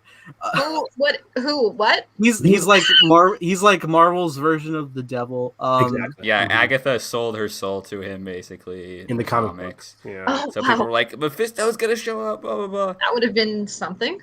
In the Yeah. lead up, there was some fun to be had of theorizing. There was. but It's Well, we not don't for talk me. about the fandom though. That's what we're here for. Like, really. So. Yeah. that's What was I fine. gonna say? Oh, I was gonna talk about the other thing is the Paramount movies are gonna be doing Ooh. the Yes. 45-day windows instead of having to be in theaters for 90 days. I'm so 31 to excited for the 45. shorter windows. Yeah, it's I'm hyped. awesome because really, if you do the math for like any of like I just say 2019 movies, like most of the money to be made is within those 45 days, and especially with how crowded this year is going to be once like that post-vaccine really hits and people start kind of flocking back after like probably a Marvel release. I still think it's going to be. I still think May is going to be like we have to temper our expectations a little bit, but I think by June and July is really when I think it's going to be. I feel like it's going to be like a late summer start. I think by like Top Gun Maverick probably is when things will be, which is also another Paramount movie. But yeah, it's That is fascinating. not going to be on Paramount Plus though. That one's Yeah, that one's not, and it's going to be interesting to watch how this works because I think we're not going to have the instance where something's just going to be stuck in theaters and auditoriums are going to be clogged up by things, and I think things are just going to move a lot faster because that's what they have been moving faster for decades now in terms of people talking about this movie and then going to see it, and then it's kind of out of the discussion, and then it comes back once it gets on home release. Of course, that's going to look different. Like some of these are going to be going to Paramount Plus right after. So I'm curious to see how successful that does. But it's just going to be an interesting new, fast-paced kind of deal, and I'll be curious to see how something like A Quiet Place will do, like the first big horror at the jump, because we say like Tom and Jerry and other stuff like this summer, like Luca is coming out, and we're gonna see how Raya is gonna do this weekend. But yeah, it's just gonna be interesting to watch like the different genres come back and see which pops first. Like it's just I want to see like what's gonna be the first movie to like gross over like 100 million domestically. Like it seems like such a pipe dream to like talk about that again. And I'm like, Remember when money flowed? I'm just so excited to wake up on Sunday and get my box office report. I don't know. I'm an old person. I love just waking up on Sunday, reading my box open office the report. newspaper right to the. I look at all the little percentages. I'm like, okay, so I'm gonna compare it to like, oh, it's so fun. Have you seen The Holiday? The what? Have you seen the Christmas movie The Holiday? No. You should watch it because there's an old man in there who is like a Hollywood legend. Well, like his character is like a Hollywood legend, and he like loves the box office. And I just picture that being you when you're. Oh my god, I gotta. I have to watch this movie. Everything, and then you're like checking. I started watching it, and It's also a really cute movie. Jack Black plays. it. Oh, Jack Black. Really, I'm like, sold. From what I've seen so far, it's so good. It's so good. I need to finish it. The Holiday? Yes, like I started back like. You didn't finish it? Yes, because I was amidst starting a new job, and I got sidetracked, which happens on occasion. Wow. I feel horrible. It's on Netflix, and it is an all-time fantastic film, so you should watch. Cameron Diaz, Kate Please, Winslet. It's great. Yeah, man. Wow, Jude Law, Hans Zimmer as this composer. Jeez. I saw the that credit. I was like, the music excuse is me? so good. The music is so good. Wow. Okay, I It's gotta check it's a this out. really just feel good movie. I love rom-coms, But but anyway, yeah, now you know Arthur, that character. It's Carson. I'm just like Carson. Though. I used to every Sunday, like one of my first tweets every Sunday morning was, "Let me check out Box Office Mojo or Hey, Box can we Office just say we Report." don't use them anymore? Yeah, we don't. Amazon We don't. absolutely corrupted Box Office Mojo and replastered it in this garbage new website. Do not use Box Office It's Mojo. trash. It's horrible. Yeah. Use the numbers. Go on the numbers.com. It's amazing. Okay, I'm done. But yeah, I live Enjoy in Box this plug Office. in the hour and a half mark of this. I love the passion. I love it. Yeah, we are now sponsored by the numbers. Like, movies are gonna go back to what they ever were again, and now like with all this talk about NFTs and like Bitcoin and stuff, everything's just getting more and more digital. So it's gonna be really interesting to see where everything goes. I would love to see like NFTs work together with box office releases or something.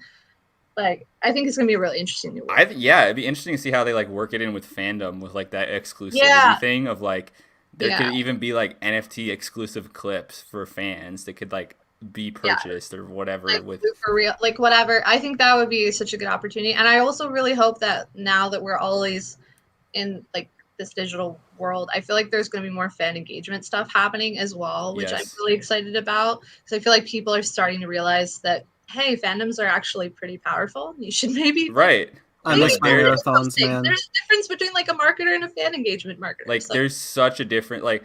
I've only done this for like some superhero movies of like getting those like 2-week early screenings, but I think it makes such a difference of like having fans get those screenings and just like, hey, you can tweet your reaction and like your fans are your word of mouth, and it's like I think it's so valuable to be able to like give fans early screenings. And, I so desperately miss fan events. Me too. I'm the same way. I miss those early screenings. Yeah. I like just like the opening night special is like should see it an hour early before the other show times. Like it's just, like, just the littlest simple thing, but it's just like we're like lining up all day to get a ticket to something. And yes, I lined up for hours to see Dunkirk, Evan's favorite movie. You lined up for hours? Yes, it was amazing to see it in IMAX, and it was like me and my friend were the last ones let in. It's awesome. I saw Frozen 2 early. That was fantastic. Ooh. Nice. I went to a Saturday morning fan event for Frozen. I forgot. That was my last fan event too, which is so sad to think about. Well, I can't remember mine either. The last 3 years, I've been going to like the Oscar Best Picture showcase where they show all the Oscar films. Fun. They're so fun. I don't think there's one this year, so I'm sad. But I miss them, dude. You never know. Oscars are in April, so they have time to announce it. I feel like I get this right.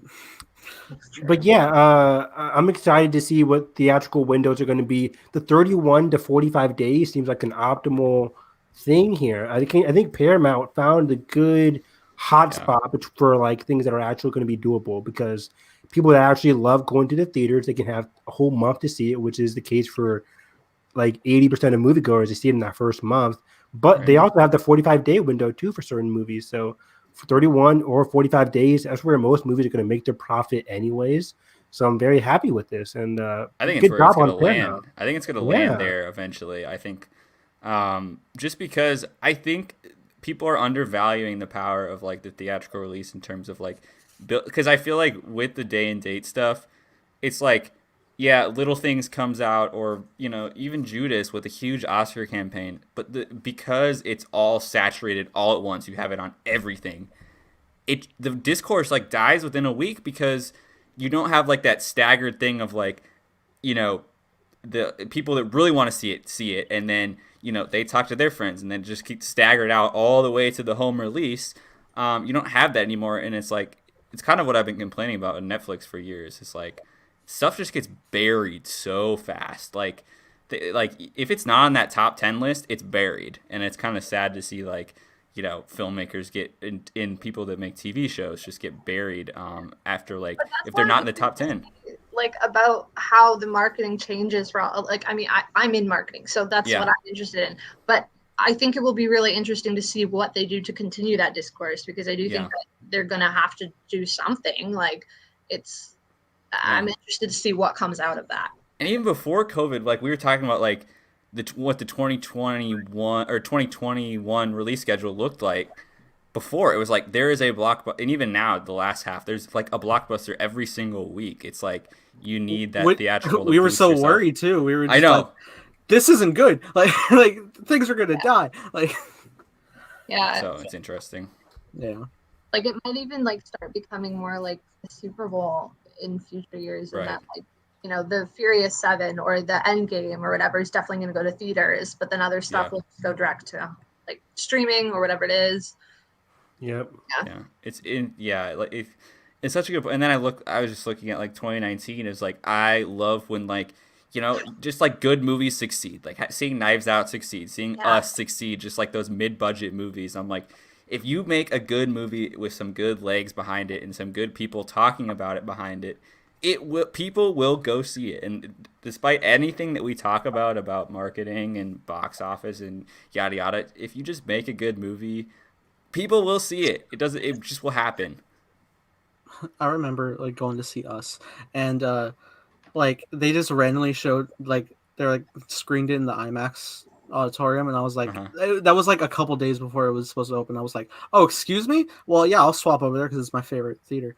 And then I go that night and it's mostly packed in this like almost 200 seat theater, and I'm like, excuse me, this is for this horror movie? All right, cool. It was that, honestly, Us was one of my favorite theater experiences. Everyone was like hollering like the whole time. They're like, no, go back, run. Like Power of I Jordan love that Peele. stuff. Yeah. I missed it. Sucks because like I love audience reactions. It's I have a side channel where I do it, but then nowadays it's like can't really have a lot of people here. I know. I'm so excited for like that first honestly, whenever the first next $1 billion movie will be. Tom and Jerry here. Tom and Jerry Road to $1 billion. Whatever that's gonna be, it's gonna be so fun to just like. It honestly is gonna feel probably. I mean, obviously, it's not gonna feel like when we're all. I'm gonna excited bank on for Spider-Man to be right. It could be Spider-Man, yeah. but it's just gonna feel like to be a part of that like $1 billion moment again. It's like where everybody's at the theater. Like, there's no better buzz of just like being in a full lobby. Like, it seems like so weird, but like I cannot wait for that. It's so interesting like nowadays because like I worked at Christmas Day when Wonder Woman opened, and like I was working concession and like it was packed all day, like 7 hours straight. I did not stop moving, walking around getting that popcorn. But like it was just like it was super busy all day, and I was leaving and more people still coming. That was just Christmas though, because like the immediate next day it's definite drop, and like by the like following like weekday is like it felt like we were in like the third week of its run, as it were, for like a normal before things happened. So it's weird how, and that's for like most new movies now, I've noticed. Yep. In and out. Yeah. But what movies have you guys seen? Well, I went to the movies today. I haven't seen anything this week. What did I say? I watched Moxie this week. That was really good. Oh, is that It's Amy Poehler? Poehler's Yeah. movie. Yeah, it's based on a book. It was really good. Where'd you watch that at? It's Netflix. Yeah, Netflix. Netflix is. Okay, cool. Yeah. I rewatched Trial of the Chicago 7 because I loved that film.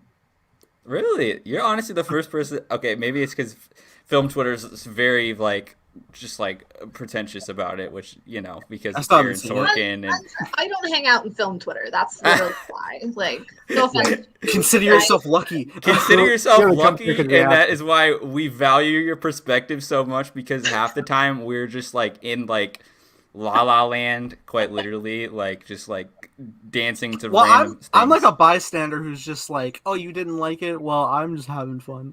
Yeah. I feel like Nathan goes in and out, and then I'm completely removed, and then you guys are both in the Twitter. So it's we're in the trenches. I mean, I really like that movie. But I really like him as a screenwriter. Like, I love The Newsroom. Plus, I just thought it was topical. Social Network, of course. What did you think of Eddie Redmayne? I mean, he was fine. Evan doesn't like Eddie Redmayne. I can't stand in anything, he hates the man. I can't stand that guy. Oh, garbage. He's okay. I mean, he wasn't my favorite part. My favorite part was Sasha. Baron Cohen. Do you think Sasha's gonna win? Do you think he's gonna get or get nominated again? Because he won the. He could get nominated. He could. I doubt can't it. see the Oscars being that progressive, but Yeah. I was Yeah, honestly surprised with the Globes. Yeah. But I mean, I'm not the biggest Trial Chicago 7 fan. I thought the ending was a bit. I think it's too simple of a movie. It's too like it doesn't get into the deep concept of the Trial of the Chicago 7. But I mean, it's a happy movie. It's solid. I just think there are better movies in terms of the Oscars. I mean, I don't hate the Trial of Chicago 7, but I just think in terms of I don't tend to like a lot of the Oscar contenders for me, but I like documentaries. I like true stories. I like political films. So I think I'll probably double feature Judas and Trial of Chicago 7. Not that they're similar, but like I haven't seen Judas yet. Just like the political and social context of just kind of pairing up those films, just because I need to watch both of them. What platform is it on? Judas is on HBO Max. Okay. Yeah. We don't have that here. I'll have to figure out where it is in Canada. But yeah, I haven't watched that one yet. I think it's on Will Smith's Amend too, the docuseries, which has been really interesting. Oh, is that the new Netflix thing too, or I can't remember where it is. Yeah, it came out like a month ago, but they're only now promoting it. Because when I saw him do the live stream, I was like, wait, when is this coming out? And I looked it up, and it was like in February. I saw it in the news. Because there was a Will Smith quote in the news about him. You know, he was asked if he would ever run for office or whatever, and that it was linked in that article or something. It's very interesting. Yeah. But yeah, so nothing really fun. Moxie was my fun one, I guess. But what have you guys watched? Yeah, Nathan and Carson. Nathan, do you want me to go first? I mean, it can go either way. Or do you want to talk about The Walking Chaos? Well, I had a double feature today. I'll go. I had a double feature today. I first walked in to watch Raya and the Last Dragon, and then after that I saw Chaos Walking. I would just talk about Chaos Walking right now. Just go ahead. Okay, so I guess the vibe I get from it, because we were like walking in, it already took like a while to come out, which is kind of like another point. Like Evan, remember how like we saw New Mutants and we were like, oh, that's not as bad as I thought it was gonna be. Yeah, it was like that vibe. Just in the sense. Okay, yeah. Yeah, Tom Holland, Daisy Ridley, Mads Mikkelsen, which they're all like enjoyable because I enjoy those actors, which is like a common theme of just like if a movie's not great, I like the actors, so like I'm already engaged. It's interesting because I would describe it as like a sci-fi western, but like it's an interesting type of western because it's just like constant greenery and like forestation, and that kind of gets like it kind of drags visually after a while, and that's all you have. I will say, but otherwise, I thought it was enjoyable enough. I didn't think it was anything like overly special. How was the chemistry between Tom and Daisy? That's kind of what the crux of the movie is. Right. I thought it was fine. It wasn't like a thing that I was honestly expecting it to be like a romance and that it was going to end up being like a forced romance or something. And they kind of like have a tease of that like played off for a joke. It doesn't really amount to like a romance like at all. It's more of just like a friendship, really. It's more of a camaraderie. Yeah, and I thought it was pretty solid. I thought it's an interesting concept. I know it's based on a book, so that's always fun. Probably better in the book, but yeah, I liked it enough concept wise. I mean, of like the 5 things that came out this year that I have seen, it does like rank at the bottom for me. But that's only like 5. Like the spectrum will get larger. I don't think it'll be very high, but I probably won't be like the worst of the worst. Like I said, it's fine. It's not anything that's like too dragging. I know like in our chat, Preston's like it's ass. Like I wouldn't go that far, but I think it's fine. If you want just like an alternative like sci-fi-esque thing and like you like these actors, for sure. It's something. I'll get there. It's something that is interesting because like didn't they shoot in like 2017 and it took a while to come out. Just forever. It's so crazy because Charlie Kaufman did a first pass of the script and then directed by Doug Liman, who did Edge of Tomorrow, which I absolutely love, and just have all these talented actors in it. I'm just like, how can this not be good? I definitely had more entertainment in Edge of Tomorrow, but it was like way more engaging than there because this one's very like, I guess it is that element of slow burn. It really does like take its time, because you're just in like such a broad spectrum of location that isn't very engaging. The cast otherwise is pretty all right. I forgot Nick Jonas is in it. He's not very. He's not that great in it. I guess that's more to the script. It doesn't really give him a lot other than just to be like an asshole for a bit.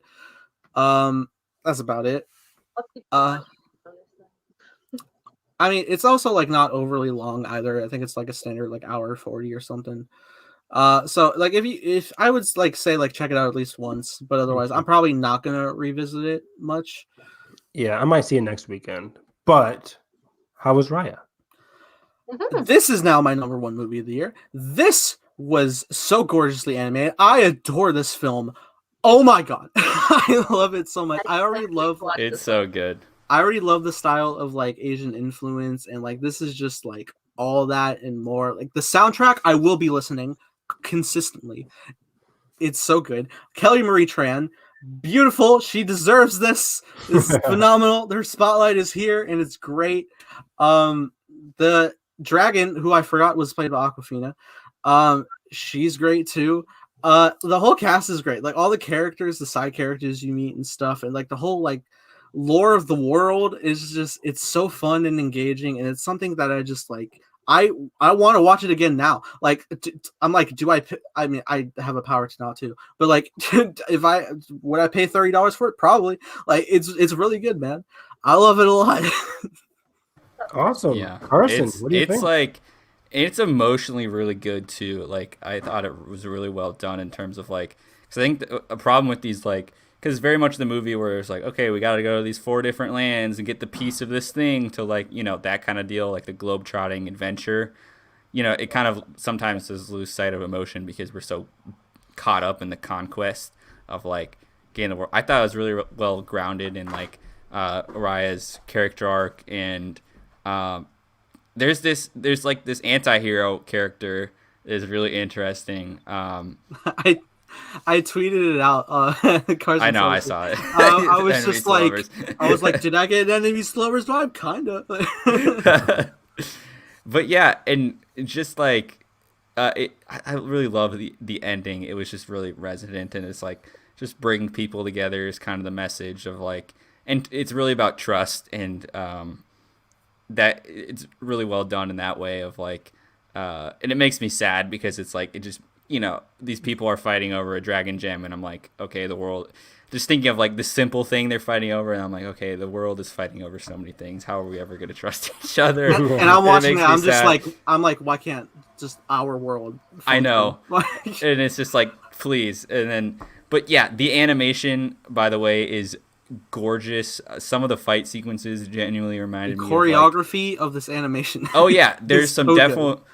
If you guys have seen the 2002 movie Hero, it's a I think it's a Chinese samurai film, but there's a lot of like kind of like samurai influences in this with the in Southeast Asian cultures, obviously, and it's just really awesome, all blended together, and also I hope if you see this on Disney Plus, I hope they include the short film that comes before it, because me and my girlfriend were bawling in the theater. It's so good. Don't say anything. Don't say anything. It's called Us Again. Us Again. Oh my god.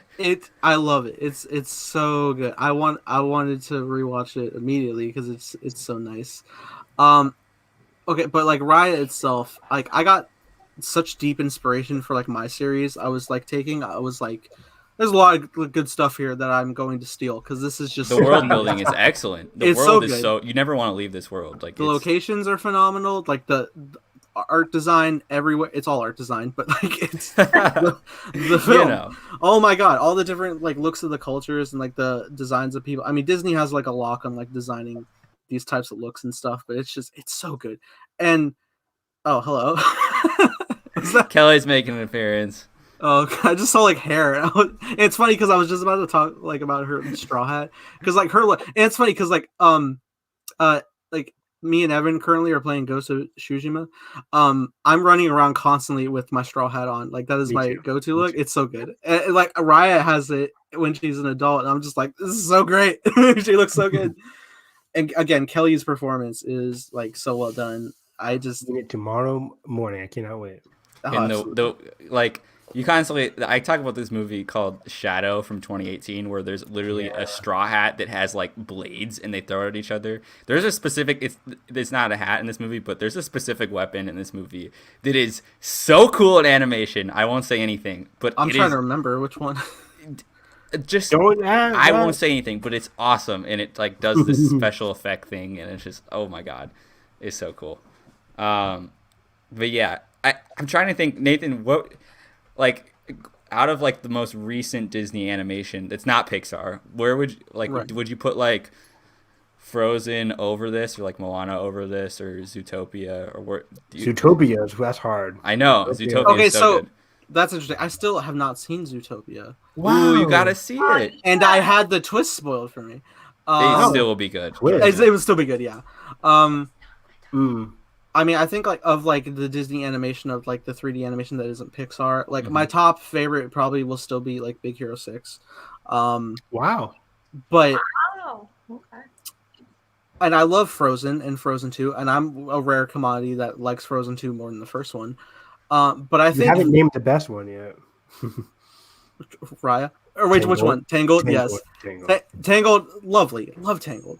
I will say, like, I think visually though, like, similar with like, because there's Asian influence in Big Hero 6. Like, Raya is like taking the cake of like my eyes feasting It's for the full breathtaking. runtime. It's so good. It's gorgeous. Like Disney has just continuously evolved their animation, and like I always like look for animation like water, like how they animate water is so good.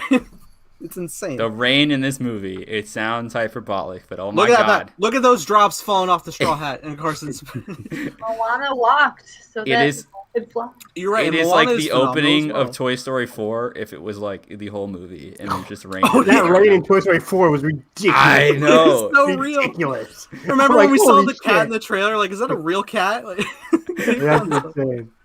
oh my god! I mean, that's Pixar, but yeah, they're getting good at this. Like it's I'm glad you guys loved it, though. I've been Yeah, that's looking good. forward to this movie for a long time, so I can't wait. yeah. I'm gonna watch It's- it next week, so I'm excited. highly recommend. Yeah, I I think convinced my family to watch it tonight, and they like all it's my funny 'cause- I was walking back out and like all my coworkers were asking like, "Hey, how is it?" And I'm just like, of all things currently playing right now, this is my favorite. Like, go like Yeah. things that are like worthy to see on like the big screen if you choose to Yeah. go. See this one. Mm-hmm. yeah, and I hope we're not gonna know what the Disney Plus numbers are. They won't tell us. They'll just say it was the biggest release.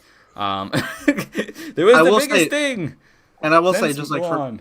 I will say just for my theater, for Raya and Chaos Walking, at least for like this Friday opening, like the like opening, like the daytime was like relatively slow, but like the night got like way more packed. So we'll see how things flow in that regard. There's probably 10 other people in my Raya theater. I think Rise can do well, but it's not played at Cinemark, which might kill it because it's only played at 2,000 theaters, 2,007 theaters. Not as big as, Cinemark like- is big dumb. I mean, I Dumb, get it, yeah. but like they're trying to negotiate the cut of the percentage, but like Mhm. you're not really in a position. Looks like I have to drive an extra couple miles to my AMC. Okay. Oh wow! Evan, would you like to sign up to become a Stubbs member today? Get out of here. Get out. No, I don't want your stubs. No, it's funny because like I was like a Stubbs member forever. And I still technically am like through the crew now.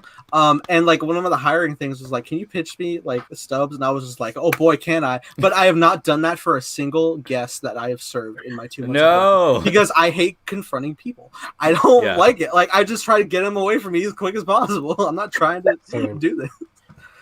Great that you have a job in customer service. I've sold a lot of Wonder Woman tints though, so that's nice. there you go. Anyway. This was a Wait, fun Kristen, Evan, episode. what have you guys watched? I haven't seen anything. I've been watching Big Brother and Survivor. That is my life. Okay, that's Okay, fair. since we're saying TV quickly, I've been watching Young Justice, and it is awesome, you guys. Evan put me on this show. It is so good. I watched the season finale of Young Justice, season 1 finale of Young Justice last night. Mind blown. And I just want the Young Avengers now for Marvel because I'm like, this is so wholesome and awesome. And like The covert ops is so Evan, cool. the Red Tornado line where he's like, I don't understand human customs when the New Year's rings in. Like, so good. It's and good. You get, and Robin, season 2, Aqualad, Kid Flash, they're all season fun. 2, I get to see Dick Grayson, Batgirl, and I get to see Batman all standing and talking to each other, and like, oh, amazing. Anyways, okay, that's my little Young Justice rant. It's like my first dip into the DC animation stuff because I really haven't got into it since I was like a kid. And it's surprisingly really well written and mature, and there's some great stuff in it. So I would highly recommend. It's also on HBO Max if you have access to that. I know they're dumb. They need to release it in Canada and everywhere because it's taking forever. Netflix in Canada. I just looked it up. Okay. So. That's All sweet. 3 seasons? Or? Yeah. Cool. Awesome. Highly recommend. I do need to check it out. I mean, Brittany's been like she'll always champion it. Yeah. But then also now Evan's coming in and I'm just like, all right, well. Now I'm coming in. I do what I got to do. Yeah, now Carson's The hat here and I'm trick. just like, I'm already like listing up like anime to watch, but like, yeah, Me too. definitely I gotta have put it so in the much to fold. watch. Haikyuu, Attack on Titan, My Hero. It's coming, Evan. Thank you, Nathan. Little time. I know. Yeah, I'm watching a bunch of shows coming up. But yeah, okay, we'll break down what we're all doing because that's the end of the show now. Well done. What a fun time. I'm so happy to have had all of my friends here with me. With that being said, Evan, where can the good people find you? You guys can find me on Twitter at HarrisEV9. I am now constantly tweeting about Big Brother Canada. It's my first time watching Big Brother Canada. How did you get it, by the way? Did you have to get a VPN? I didn't get the VPN. Some Big Brother fan streams it from Canada, so I have to go to the website where it glitches at the worst time. Like somebody's about to get voted out, and it's like up next, and it's like glitch. I'm like, oh no, I need to see what happens. So I have to rely on somebody's internet connection, clicking Control F5 to refresh and everything. It's crazy. But I am loving it, and I'm watching the live feeds via Twitter because I refuse to pay for the VPN now. I'm like, you know what? I'm paying for so much. I don't really want to pay for the VPN. So, but anyways, I'm watching that. I'm continuing to watch Attack on Titan. But yeah, it's a fun time. Very stressful in terms of school, but yeah, I'm having a good time. Carson, where can they find you? You guys can find me on Twitter at @thefilmcarson, and just sitting in front of my green screen even when we don't have a show to just test backgrounds because it looks fun and amazing. But yeah, just watching Young Justice, as I just said, and catching up on some more movies this weekend. And yeah, just a really busy time for school. But you know, this is why we got the podcast and all of our glorious entertainment to take us out of the real world, and you know, that's good fun. And yeah, great to have Emma on this episode again. Love having you on the podcast. Anything we talk about, it's always you always ground us. We're always we need somebody to like bring us down because we always... I'm gonna take that as a compliment, but then. Oh my gosh, Emma, where can they find you? You can find me at FanCity Central on YouTube, Instagram, Twitter, TikTok, all the platforms. I've not been putting out a lot of content because I started my own business this year, so it's been a bit intense, but hoping to get back to it this month, which is the goal. And I'm currently watching Nancy Drew All American Legacies, The Rookie, 911, and Beartown on HBO. Wow. You can find me at your local AMC taking your tickets because that's all they scheduled me to do for the next 5 days. No, but you can actually find me over on Twitter now at Nathan Rojas II because it's such a sad plug. I'm so sorry. Oh my god, damn! I had so much buried into this Twitter for years. I really hope I can get it back, man. I bet you'll get it back. I don't know. I'm hoping. Now I got 39 followers or something, so that's fun. No, but seriously though, yeah, you can find me here on the channel, reacting, coming up to replace WandaVision, Falcon Winter Soldier. Not only that, I'm watching like 5 shows a week now, trying to kill myself by doing that. So I'm going to be now watching more anime stuff. I got My Hero on Monday. I got Attack of Titan on Tuesday. You can see I'm associating letters together. I'm going to be watching Teen Wolf, back to Teen Wolf on Wednesday, which will now be three episodes on the Wednesday, because I'm trying to fast track watching it because I love it. I'm going to be checking out Haikyuu. I'm going to check out Haikyuu on Thursdays. Best volleyball show of all time. So I hear. And then Fridays will be Falcon and Winter Soldier. So it'll be plenty packed stuff, and probably watch other things. React to all the HBO Max movies. That's fun. Godzilla vs. Kong's coming. I just got both my team shirts in the mail today, and I'm gonna rock those for our commentaries, because we're watching them weekly. At least me and Carson are gonna be watching the MonsterVerse films leading up. So that's fun. And I'm just gonna gush like there's no criticism. And I will be displaying Monkey versus Godzilla memes on Monkey versus Clifford Lizard. Yeah, you guys are not ready. But that being said, if you enjoyed our podcast, make sure you hit the like button, subscribe if not already. And that being said, hope you have a great day, and may the force be with you always.